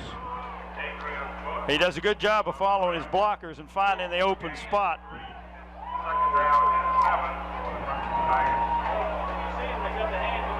Well, they've got the ball marked at the 15. It's second down and 6. Pick up of 4 yards for Kirby. Kirby has not broken the big play tonight.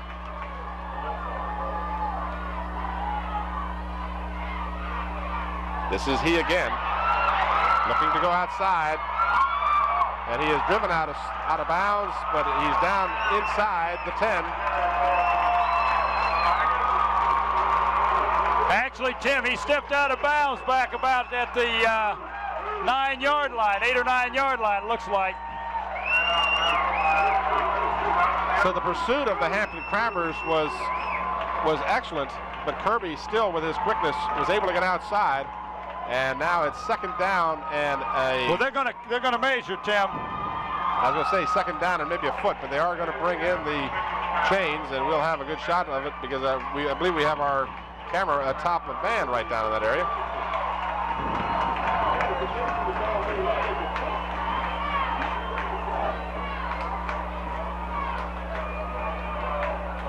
Yeah, we'll try and get a shot of that measurement. There you see. Yeah. And we didn't get that shot, but it is a first down.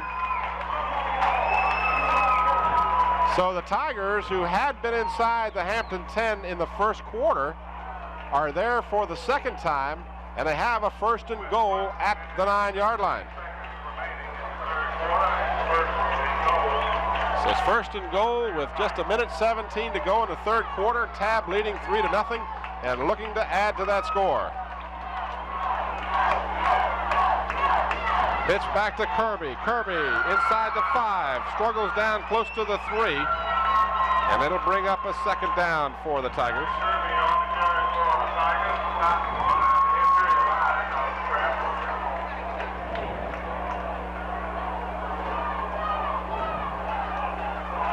Kirby helping up Kenny Owens of the Crabbers. There was 6 Crabbers around him that time, around Kirby that time, Tim. Mike Smith certainly concerned as this team is trailing and possibly by more than 3 momentarily here. Second down and goal. Kirby gets the pitch and a good defensive stand by the left side of the Crabber line. Over there, number 60 for the Crabbers was Kenny Robinson, along with Tony Hyman, and the defense just came up big that time. Well, they did a job that time, Tim. He picked up, actually, I don't believe he picked up anything. If he did, it was very minimal. And of course, now Tabb might have to settle for 3, but we're going to get a change of quarters before they even get a chance to run this play. That's the end of the third quarter, Tim. So Kirby did, in fact, lose the yard on that play as the left side of the Hampton defensive line stiffened, and they were able to push them back. You know, something that we mentioned that we want to make sure that our fans know about, as I mentioned, we're going to be up at Todd Stadium on the 17th of September when Kickintan and Bethel tangle at Todd Stadium, 2 o'clock in the afternoon ball game. We're going to be choosing a player of the game at the end of the game for the Hampton school that's involved. So we will have a player of the game for you before we're through here. Yeah, I agree with you, Tim. We have some outstanding people that have been playing defensively for the Crabbers. And that gentleman whose name I called just a little while ago of the last play, Ken Robinson, certainly has to be in consideration for a Hampton player of the game. He has been outstanding and has been in there on the big play. This change of the field position came at a very opportune time with a third down and goal, gave both coaches a chance to consider their strategies and to determine what they were going to go with here for what has to be the play of the game at this point. Most certainly does, Tim. Now you have a chance to confer with your other coaches, confer with the ball players in there to find out maybe there's a weakness, maybe there's a particular hole that you could run, or maybe a quick pass or something. There's a lot of options out there, and of course Mike Smith is telling his guys, hey, they stop them, they put 3 on the board, a touchdown will still put us as a winner. So you know, he's out there. The main thing they got to do right now is they got to hold him. Do not let him get into the end zone. And of course, if you're a Tabb fan, you're looking at the fact that you basically have 2 downs in order to score a touchdown if you want to look at it from that point of view. I have a feeling that if they don't get it on this down, they might go for the touchdown on the 4th down. We'll have to wait and see. That might be all academic as Andy Gadd with Porter and Kirby in the backfield brings the team up to the line. 3rd down and goal at the 4. Fake to Kirby. Gadd wants to pass, throws in the end zone, and just at the goal line, no touchdown yet. They are at the goal line. That was a gutsy call, Tim. That was a real gutsy call, but now you're in a situation where everybody in the stands is saying on the Tabb side, saying go for it, go for it, go for it. And Charlie Hovis is signaling timeout. He's going to talk it over again. He's going to talk with his offensive coordinator, Willard Hunt, and they're going to make a decision here. But I feel like they'll go for it. I really do, Tim, from this position. Certainly is an interesting situation to be in. As you said before, you know, if you get the field goal, you lead by 6. So you really don't have that much, yeah, you're still ahead, but you're not really that much further ahead than you were. You get a touchdown, then you force Hampton to score twice to have a chance to win the ballgame. That's true. Whereas with a field goal, you only limit them to having to score a touchdown and an extra point to win the ballgame. So an interesting situation. While we have a moment, we want to take an opportunity to thank, and we have a lot of people to thank for all of the help here, Mr. Tommy Green, who takes care of the grounds here at Bailey Field, and his son, Doug Green, who happens to also play for the Tabb team. But we want to thank Mr. Green because he has done an excellent job at the field here and helping us and so forth. We also want to thank Mr. Gillians, who is the Director of Building and Grounds, and to Tommy Green, who's in charge of the field. You and I walked down to the field, and I'm sure the fans can see on the screen, that field is in beautiful condition. Well, they put a lot of water on it this summer. When we had that real dry spell, they were watering this field. All right, as we suspected they might, it's 4th down and goal. The ball just inside the 1-yard line, and Tabb is going for it. Kirby gets the call. The Crabbers have got him. I don't see a touchdown signal. Oh, man, what a defensive play by the Crabbers. The Crabbers have held. 2 downs inside the 5. Kirby got the call both times, and the Crabbers. No, he didn't get it. He only got a call one time, and one was a pass, Tim. You're right. Mike Smith, and I'm telling you what Sam Sill just told me. Mike Smith went out there and said, you're here, you here, you here, you here. He put 11 men on that line of scrimmage because he knew they weren't going to pass the ball. Well, Mike Smith's success over the years is unquestionable, and his defense that time did the job for him. Now let's see if the offense can get going. They have the ball at the 1-yard line. The Tabb Tigers were as close as you could possibly get without scoring. And the Crabbers now will actually start with the quarterback standing on the goal line. Eric Hunter keeps it on the quarterback keeper, looking for a little breathing room. They got about a yard, maybe 2 at the most. Kind of a half-hearted effort on the part of. Yeah, he didn't really look like he was running hard, Tim. And what you got to do is get that ball up a little bit, get your first down, so you got a little breathing room. One thing that you hope you don't have to do is punt with your punter in the end zone. So the Crabber defense, as we have seen for the last several years, in fact, you can probably go back for tens of years, the trademark of the Crabbers for years has been defense, and tonight should be no other situation, as the defense came up with a 4th down and goal inside the 1, and they gave the ball to Mr. Football in Virginia, and Mr. Kirby was unable to crack the goal line. Well, I have to take your hat off to the Crabber defense, but Mike Smith did go out there and tell them, all right, this is what we want you to do, and this is where I want you to play, and we're going to clog up every hole, every leak. It's like a dam or a dike, and we're going to put a finger in every hole, and no water's going to get out because Kirby never made it in there. All right, we're going to go down to the field now in A.G. Womble. Tim, Bob, that timeout that was called by Tabb might have been a blessing for the Crabbers. Coach Mike Smith actually placed each one of his men in the position he wanted them to. They all shot off the ball, and I think Carlos Mohammed made the tackle of his life. Great play. All right, A.G., thank you for that timely report, and you're absolutely right. We concur completely with you. I wasn't sure who made the tackle.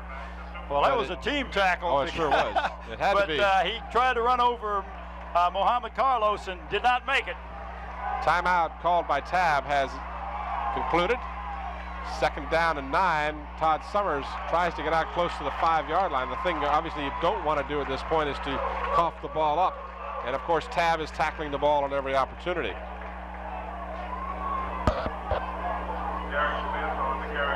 Time remaining 10 minutes and some change here in the 4th quarter. Ball is marked squarely on the 5-yard line. The Crabbers now looking at a 3rd down and about 6.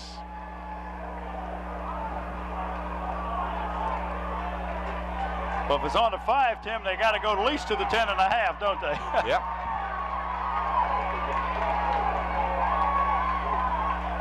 Hunter standing at the goal line, whips it downfield. Hyman had it for a moment, but couldn't hold on to it, and I think that might be a case of the ball was actually thrown too hard.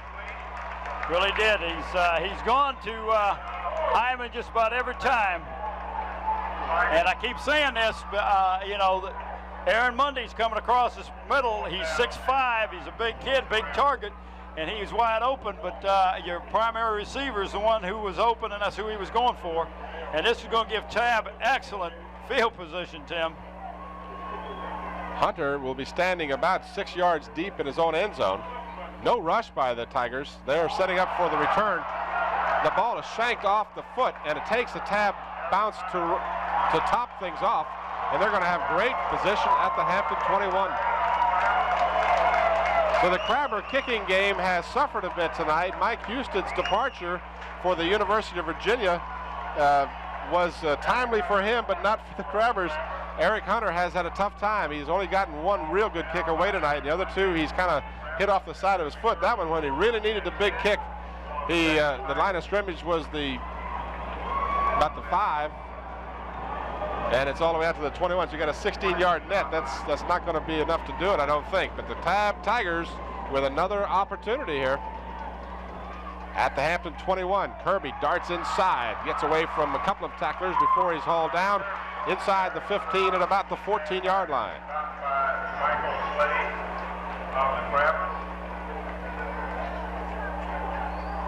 Michael Slade, number 41, in on the stop for Hampton. 8 minutes and 50 seconds remain in the ball game. Tabb on top by 3 points. A 25-yard field goal in the first quarter by Jimmy McKechnie is the only scoring in the ball game. Crabbers have really never threatened. The Tabb Tigers have had a couple of opportunities to score besides the field goal they got. Kirby darts outside, down close to the 10, and we're looking at a similar situation again. And that looks like it's close to a first down, Tim. They marked the ball at about the 11. The officials are eyeing the sidelines to see exactly where the ball is. Looks like they're going to measure again. So they stopped the clock. Eagle eye. Eagle eye. This angle, you kidding me? I'm going to say that it is either short or a first down. Oh, that's what you call covering all the bases. Cover all the bases. I think it's shy of a first down. See, I got a bad angle on it. Yeah, because it's a first down. I'm still on summer vacation. You have to remember that. So the first down is registered by the Tigers, and that, of course, makes the Tabb faithful extremely happy. There you see the replay. There's Kirby going to the outside, getting that first down. You got to have more than one man to bring down Kirby. That's for sure. Porter and Kirby in the backfield. Kirby, big hole. He's down inside the 5 to about the 4. Tim, they can actually get a first down and not score. That's the first big hole I have seen opened up in that Crabber defense tonight. I got to tell you, it's not that warm out there tonight, but the defense for the Crabbers has been on the field a lot of the time tonight, and they've got to be a little bit tired at this point. And Mike Smith has put in his goal line defense. He's got his tough ones in there now. Second down at the 4. Kirby with the ball close to the goal line. No touchdown signaled at this time. Looks like he'll be down close to the 1. It'll be close to a first down, as you said. It is a first down. It is a first down. So now the Tigers have 4 downs from the 1 to get into the end zone. And I think that the Crabbers may be looking for a miracle one time too many tonight. You got to stop him 4 times. Inside the 1, it's going to be tough.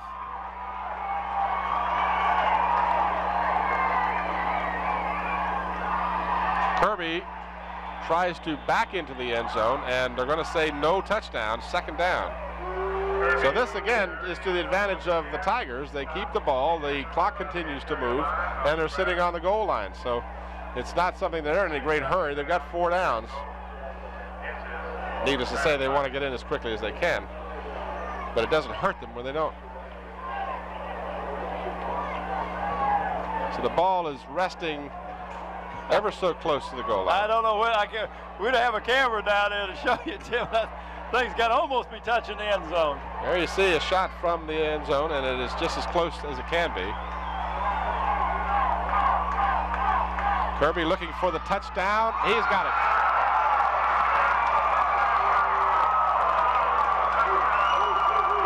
What a tough job for the Hampton Crabber defense. They did an excellent job of stopping them 4, 5, 6 times, but you can't keep a man out of the end zone forever who is the leading rusher in the state in AA. With that touchdown, Kirby ties Jeff Baker on the all-time career touchdowns. We'll see the replay. There you see Kirby up and over for the touchdown. So the Tigers of Tabb now lead 9-0. McKechnie puts the extra point through the uprights.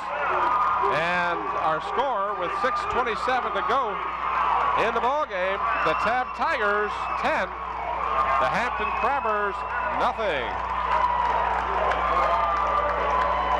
As I mentioned, with that touchdown, Kirby becomes the 7th all-time leading scorer of touchdowns in the state of Virginia. He ties Jeff Baker of Gate City with 74 career touchdowns. While we're talking about his stats, as I mentioned coming into the game, he's only 1,200 yards away from the all-time career rushing mark. And you know, you'd expect someone to have a name like Bronco Nagurski or something like that when you get up to these records, but Ricky Bailey of Painter is the all-time leading rusher in the state of Virginia with 6,600 yards. There's a good trivia question for you. So McKechnie will tee up the football, and Tabb, the Hampton Crabbers answer to the t-shirts that were going around this week, Hampton Who, and the Crabbers responded with Hampton Crabbers, that's who. But so far, the Battle of Who's, the Tabb Tigers are the winners so far. So far. Tim, the difference this ball game so far tonight has been the kicking game. It really has to be. McKechnie has kept the Crabbers deep in their own territory all night, and Hampton has not shown very much on their kicks. Taken at the goal line, and well, let's see, some confusion or at least hesitation on the part of the official. If that ball was taken into the end zone, he was not in the end zone. One official blew the whistle, and the other one didn't. And that, you know, that's poor officiating. Well, it's one of those tough situations where it looked like he was in the end zone. Well, the referee that was back there watching him signaled, yes, play it, and another referee who wasn't even close to seeing whether he was in the end zone or not. Let's see if we can. So what they're going to do is they're going to redo it again. So they'll re-kick it because of their indecisiveness. One official, as you said, did not blow his whistle while the other one did. So kick it over again. Take a super kickoff away from McKechnie. He kicked that ball right onto the goal line. He's got a great foot. He's going to help this team out this year. You're only as strong as your weakest link, and it's obvious that the Tigers have got a good defense, good offense, and a good kicking game.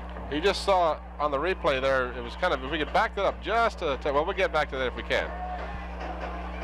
McKechnie again gets all of it, and this one will go into and out of the end zone. So no question on this one, the ball will come out to the 20-yard line.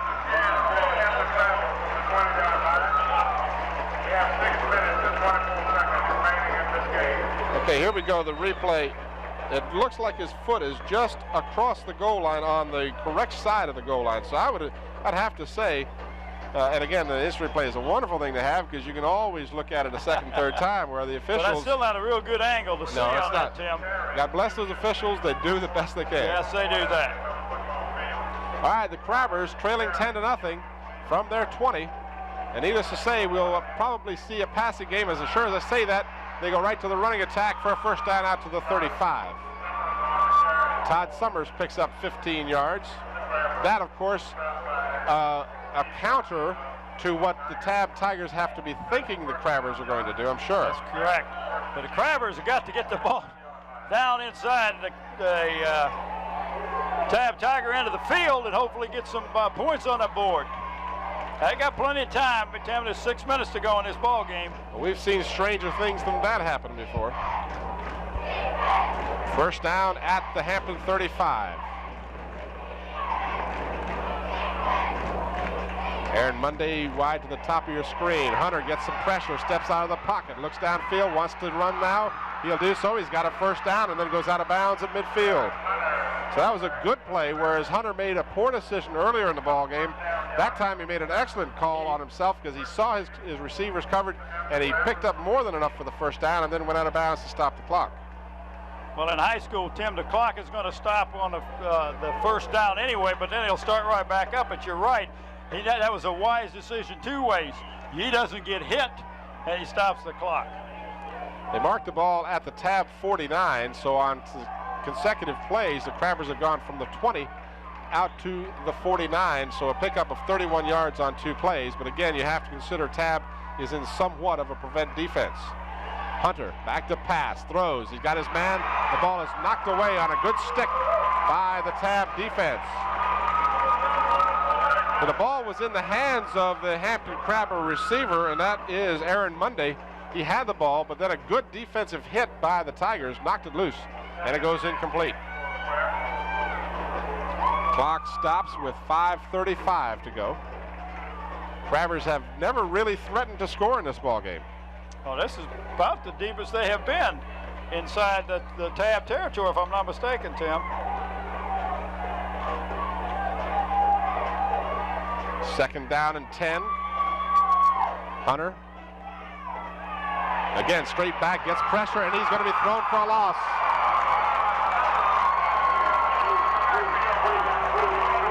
So the Tabb defense once again comes up big. Let's give some credit where it's due here. Number 58 for the Tabb Tigers in on that stop. Oh, that was number 44, Tim. Derek Smith.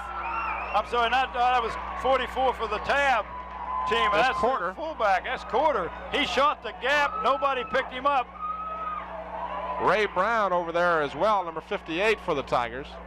So as Hunter was trying to set up, he just didn't have time. We're going to see it here. And you're right, 44 Quarter just shot the gap and said, take that.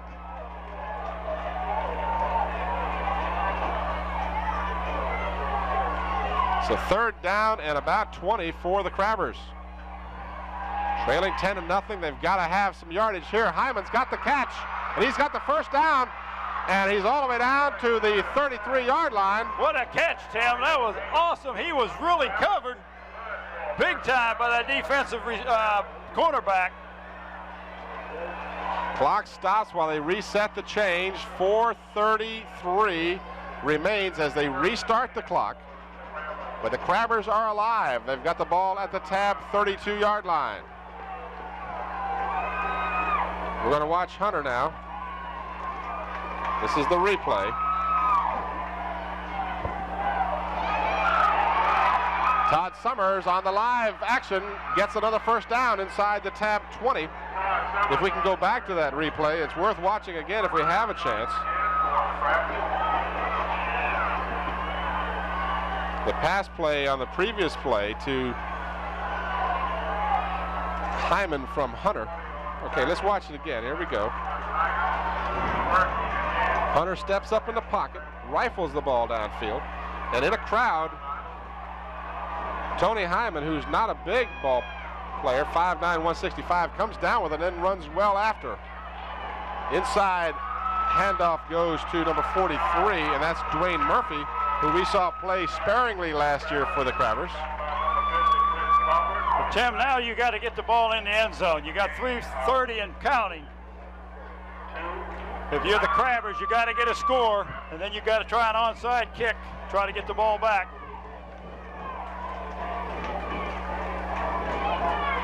Crabbers have only lost one game in the last 17 games when it was opening game of the season.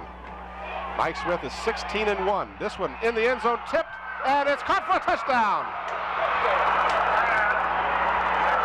Coming up with the tipped pass in the end zone, number 81 for the Crabbers, Brian Gerzak. What an excellent play. I mean, that took a lot of concentration, Tim. He was almost out of the end zone when he caught the ball. It was a perfect tip play in the situation that it was. The ball was tipped up nicely in the air. Gerzak saw it all the way and was able to grab that ball in the end zone. So the Crabbers are not dead. They are very much alive. Waddell on to try the extra point. The kick is low. It is, however, good as the extra point goes through the uprights. It didn't look like any of the Tabb Tigers did any rush the kicker, Tim. I'm not sure of the exact distance. We're going to hopefully see a replay on that tipped play. Watch this carefully now. Here's Hunter. He's got a lot of time, Tim. He's got good time. Now the ball is going to be tipped by the intended receiver at the goal line and tipped. There you see Gerzak in the back of the end zone, very alertly grabbing that ball and bringing it down for the touchdown. That was excellent. Super coverage by our crew, and when I get a chance, I want to.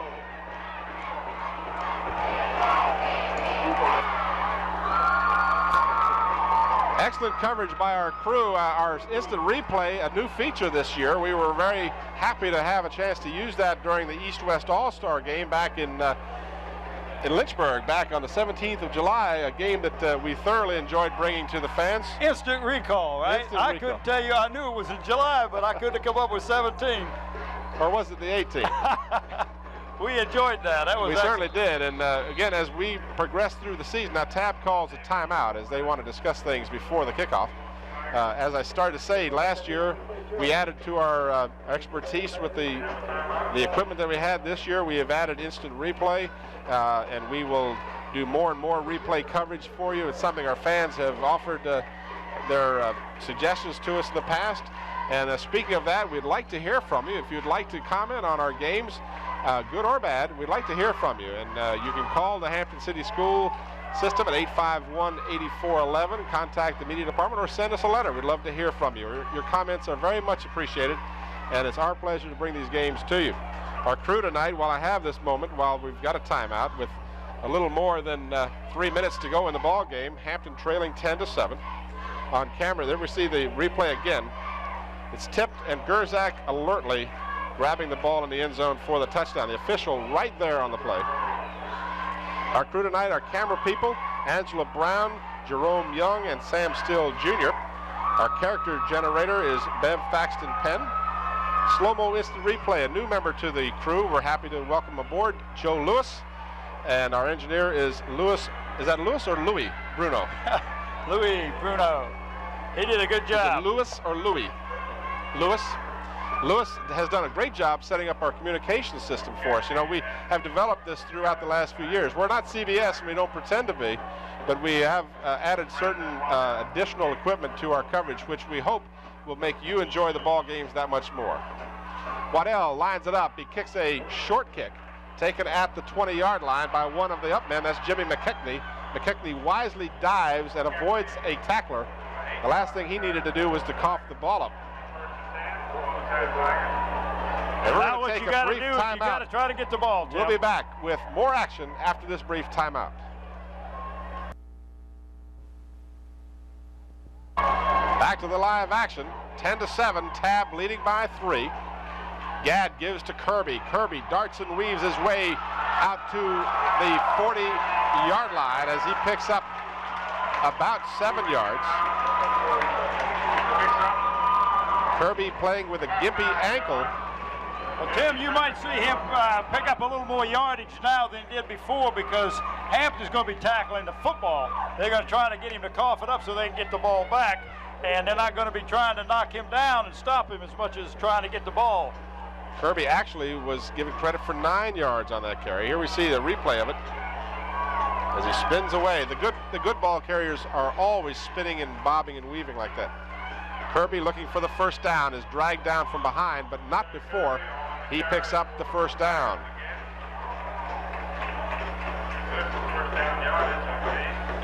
So the first down now will give 4 fresh downs to the Tigers.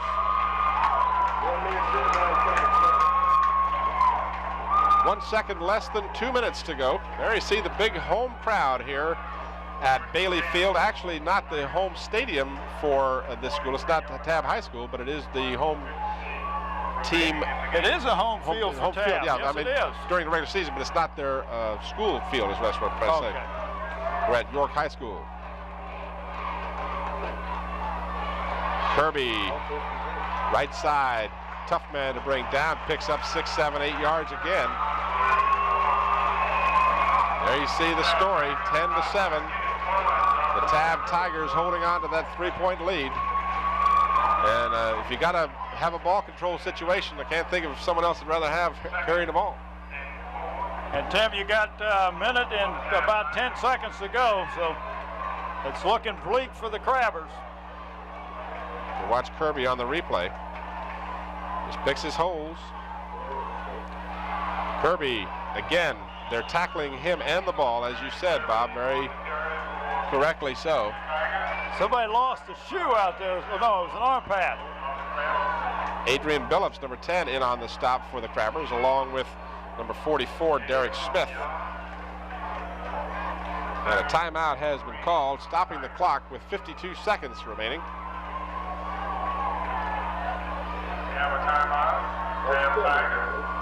Let me make sure I finish the credits for our crew tonight, because we certainly don't want to slight anybody. These folks have been out here since early this afternoon and have done a superb job as usual. Angela Brown, Jerome Young, and Sam Steele Jr., as I mentioned, Bev Penn, our instant replay man, Joe Lewis, Louis Bruno, the engineer, our producer, Dr. Samuel Still, and our director, Scotty Bowers. And thank you, crew, for your usual superb job as we are looking at the first game of our regular season. And if you've got that schedule handy, Bob, I might get an opportunity, if we can, to mention some of the other upcoming games.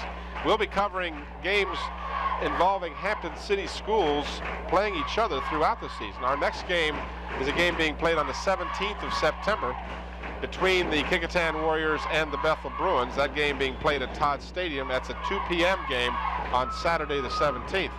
And then our next game will be on October the 1st and at Todd Stadium, 2 o'clock game time again. This will pit the Hampton Crabbers and against the Kecoughtan Warriors. And then on the 8th of October, Hampton will host Phoebus at Todd Stadium, a 7:30 game.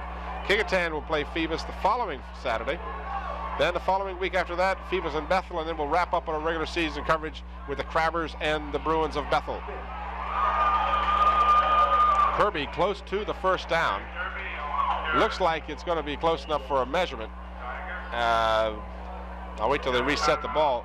If they don't move it, which they did, I think he's going to be shy. Old Eagle Eye here will go out on a limb and say they're going to be about 6 inches shy. That's not even a close call. I won't take any credit for that one, Bob. Well, Tim, that's a big 6 inches.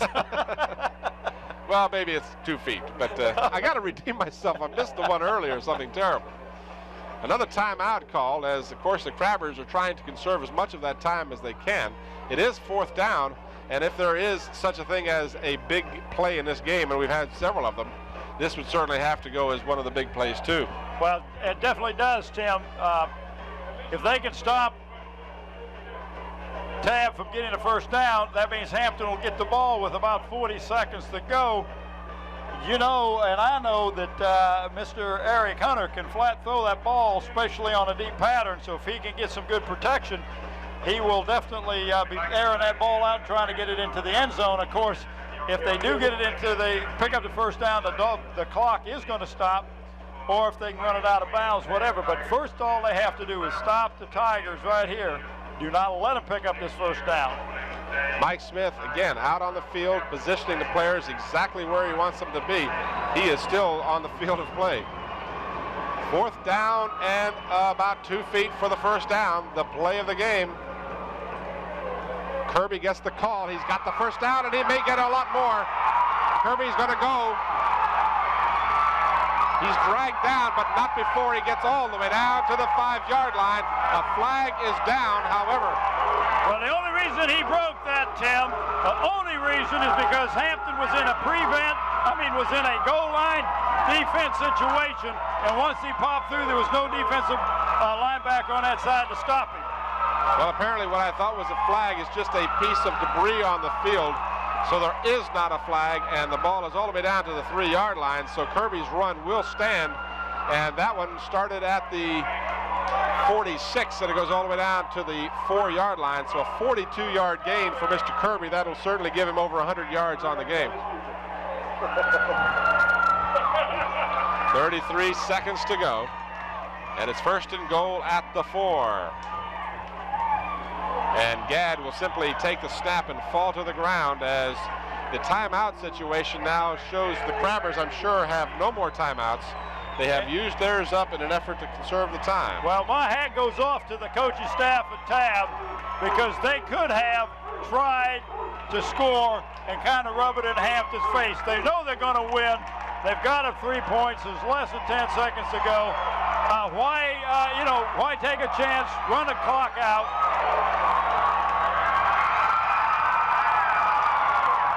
And a deliriously happy Tabb football team rushes on the field. Their fans on the near sideline enjoying the moment.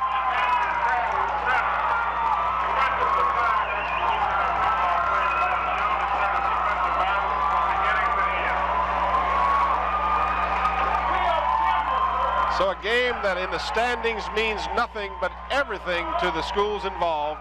The Hampton Crabbers lose only for the second time in 18 years at the opening game, and they do so to a superb Tabb High School football team. Well, they do that, Tim.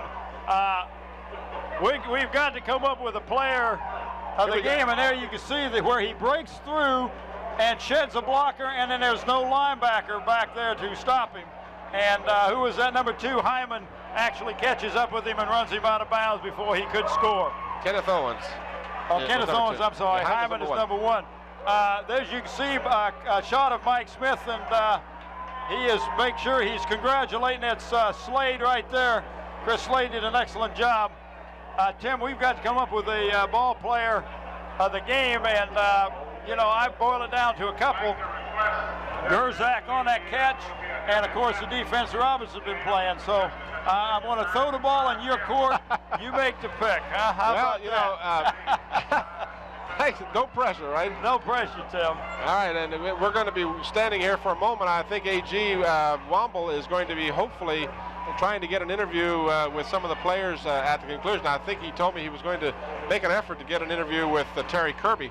I'm sure he'll be mobbed by all the different reporters to do just that. He's certainly gotten more notoriety as a football player in this area since maybe the days of Chris Hanberger and Norman Snead and people like that, who of course went on to great stardom in the National Football League.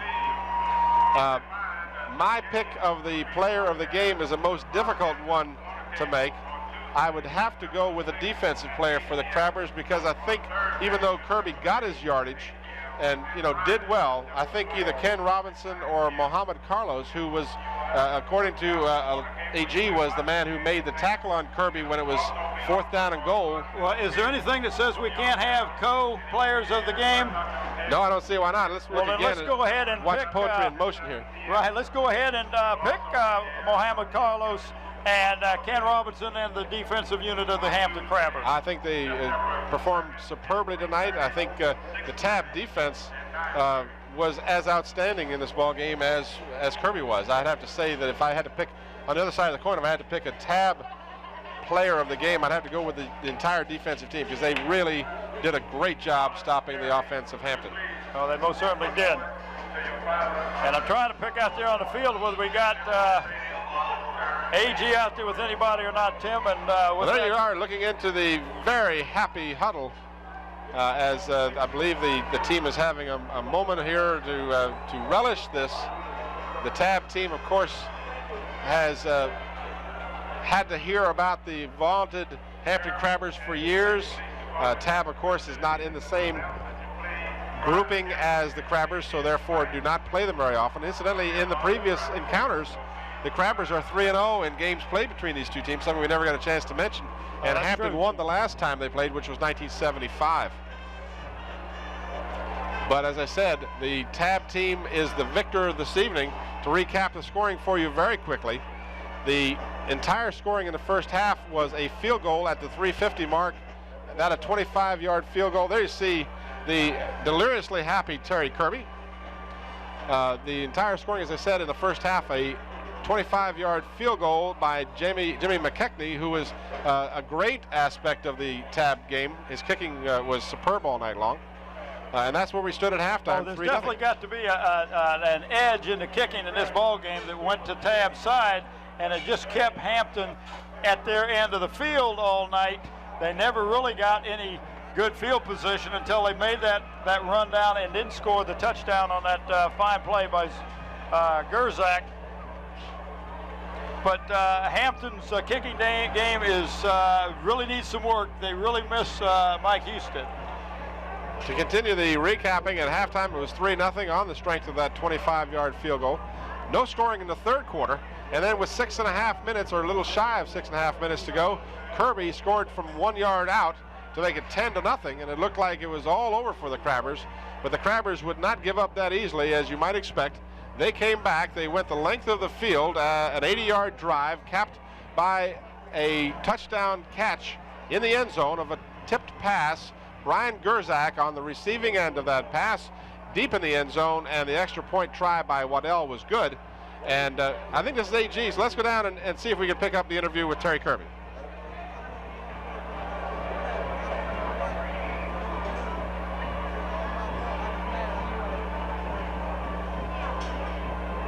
Well, apparently we are unable to get the audio on that interview. If we do or are able to do so, we'll certainly get back to that. And to finalize the score, again, that touchdown to Brian Gerzak came at 3:09 of the fourth quarter. And then Tabb took the kickoff and drove all the way down the 42-yard run by Terry Kirby, capping that drive. And then they just simply ran out the clock with a 1st and goal at the 4-yard line of the Hampton Crabbers. Terry Kirby not at 100% tonight, coming into the game hampered somewhat by a gimpy ankle. He injured that ankle slightly in the second quarter and came out of the ball game for a while they retaped the ankle. And the trainer for the team obviously did a good job. AG was down on the sidelines and talked to people around the situation.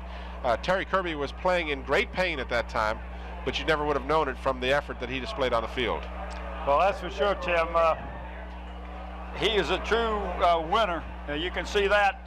He's been the mainstay of the offense for the Tigers, but as we talked about earlier, you don't play with one ball player. You got to have 11 ball players on that field. Somebody's got to block for you. Somebody's got to hand the ball to you. Somebody's got to pass and catch. So there's a lot of things that goes on. Kirby definitely stands alone at this point in Virginia as the premier running back in Virginia and one of the premier running backs in the state. And if I may add to that, in the country as well, as he is ranked by USA Today as one of the top 25 players in the entire country, and he did nothing to discourage that opinion tonight. Again, our congratulations to the Tabb Tigers. Our congratulations to the Hampton Crabbers as they played a very fine ball game. There were very few mistakes made on their part in the ball game. A couple of overzealous tackles in the first half, and we've got a chance now. AG's down on the field. AG?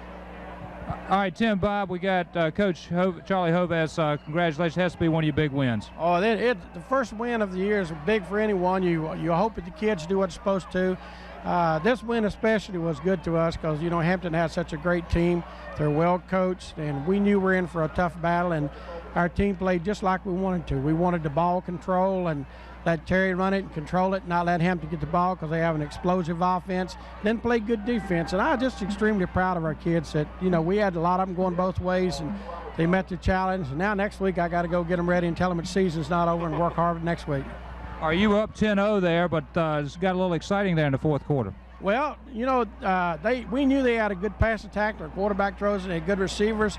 They had two long plays that we made actually good plays on. The ball just, you know, the boy just made a super catch on both of them, and those things happen to you. I was glad our kids didn't fold. We come right back and control the ball, and Hamptons are going to be hard to keep off the board. I don't care who they're playing. Coach, how does this team compare with last year's state championship? Well, at the first game, we played better this year for our first game than we did last year. I don't know. We don't have as much depth as we had last year and experience, but our kids played super tonight, and I don't know. I just hope they continue and keep improving and let our young kids improve, and we can get a little bit of depth, and then we'll be all right. All right, good win, Coach, and good luck to you the rest of the season. Thank you. Appreciate you coming. Thank you. Coach Charlie Hovass. All right, AG, thank you very much. And you know that Dr. Stills was talking to me during that interview ever briefly. Brought up a good question. I'd like to see this rivalry continue. What do you think, Bob? Do you think maybe they'll reschedule this game for next year? Well, Hampton's going to have to. They can't play 8 games. They got to try to pick up another game next year anyway, because you have 9 games. What's their problem? Why can't they get enough teams just don't want to play them, right? Yes, and they've had trouble in the past. Nobody wants to play if you're tough. That's right. Hampton, the Crabbers, this loss could hurt them in the power rating. Sure. And they're going to have to go undefeated this year and in a tough Peninsula district. It's not going to be an easy road this year. Of course, it's never easy any year, and I don't mean to imply that, but the Crabbers are a strong football team, and if they get a good kicking game going, Tim, they're going to be hard to beat. Well, you know, the Crabbers also will not be hurt as much by the power ratings if Tabb continues to play well and win all their games, because as they Tabb do well, that will help Hampton as far as power rating is concerned. If Tabb were to go 1-9 for the season, it would kill Hampton.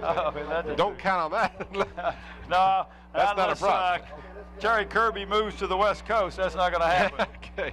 Well, again, a festive attitude here tonight at York Bailey Field as the crowd got here early. The Tabb fans go home deliriously happy. The Hampton fans say, next week we'll make a different situation out of it. So that's going to do it for tonight. The final score, the Tabb Tigers victorious 10, the Hampton Crabbers 7. For A.G. Womble and Bob Hintz, this is Tim Cole. Thanks for watching, and good night, everybody.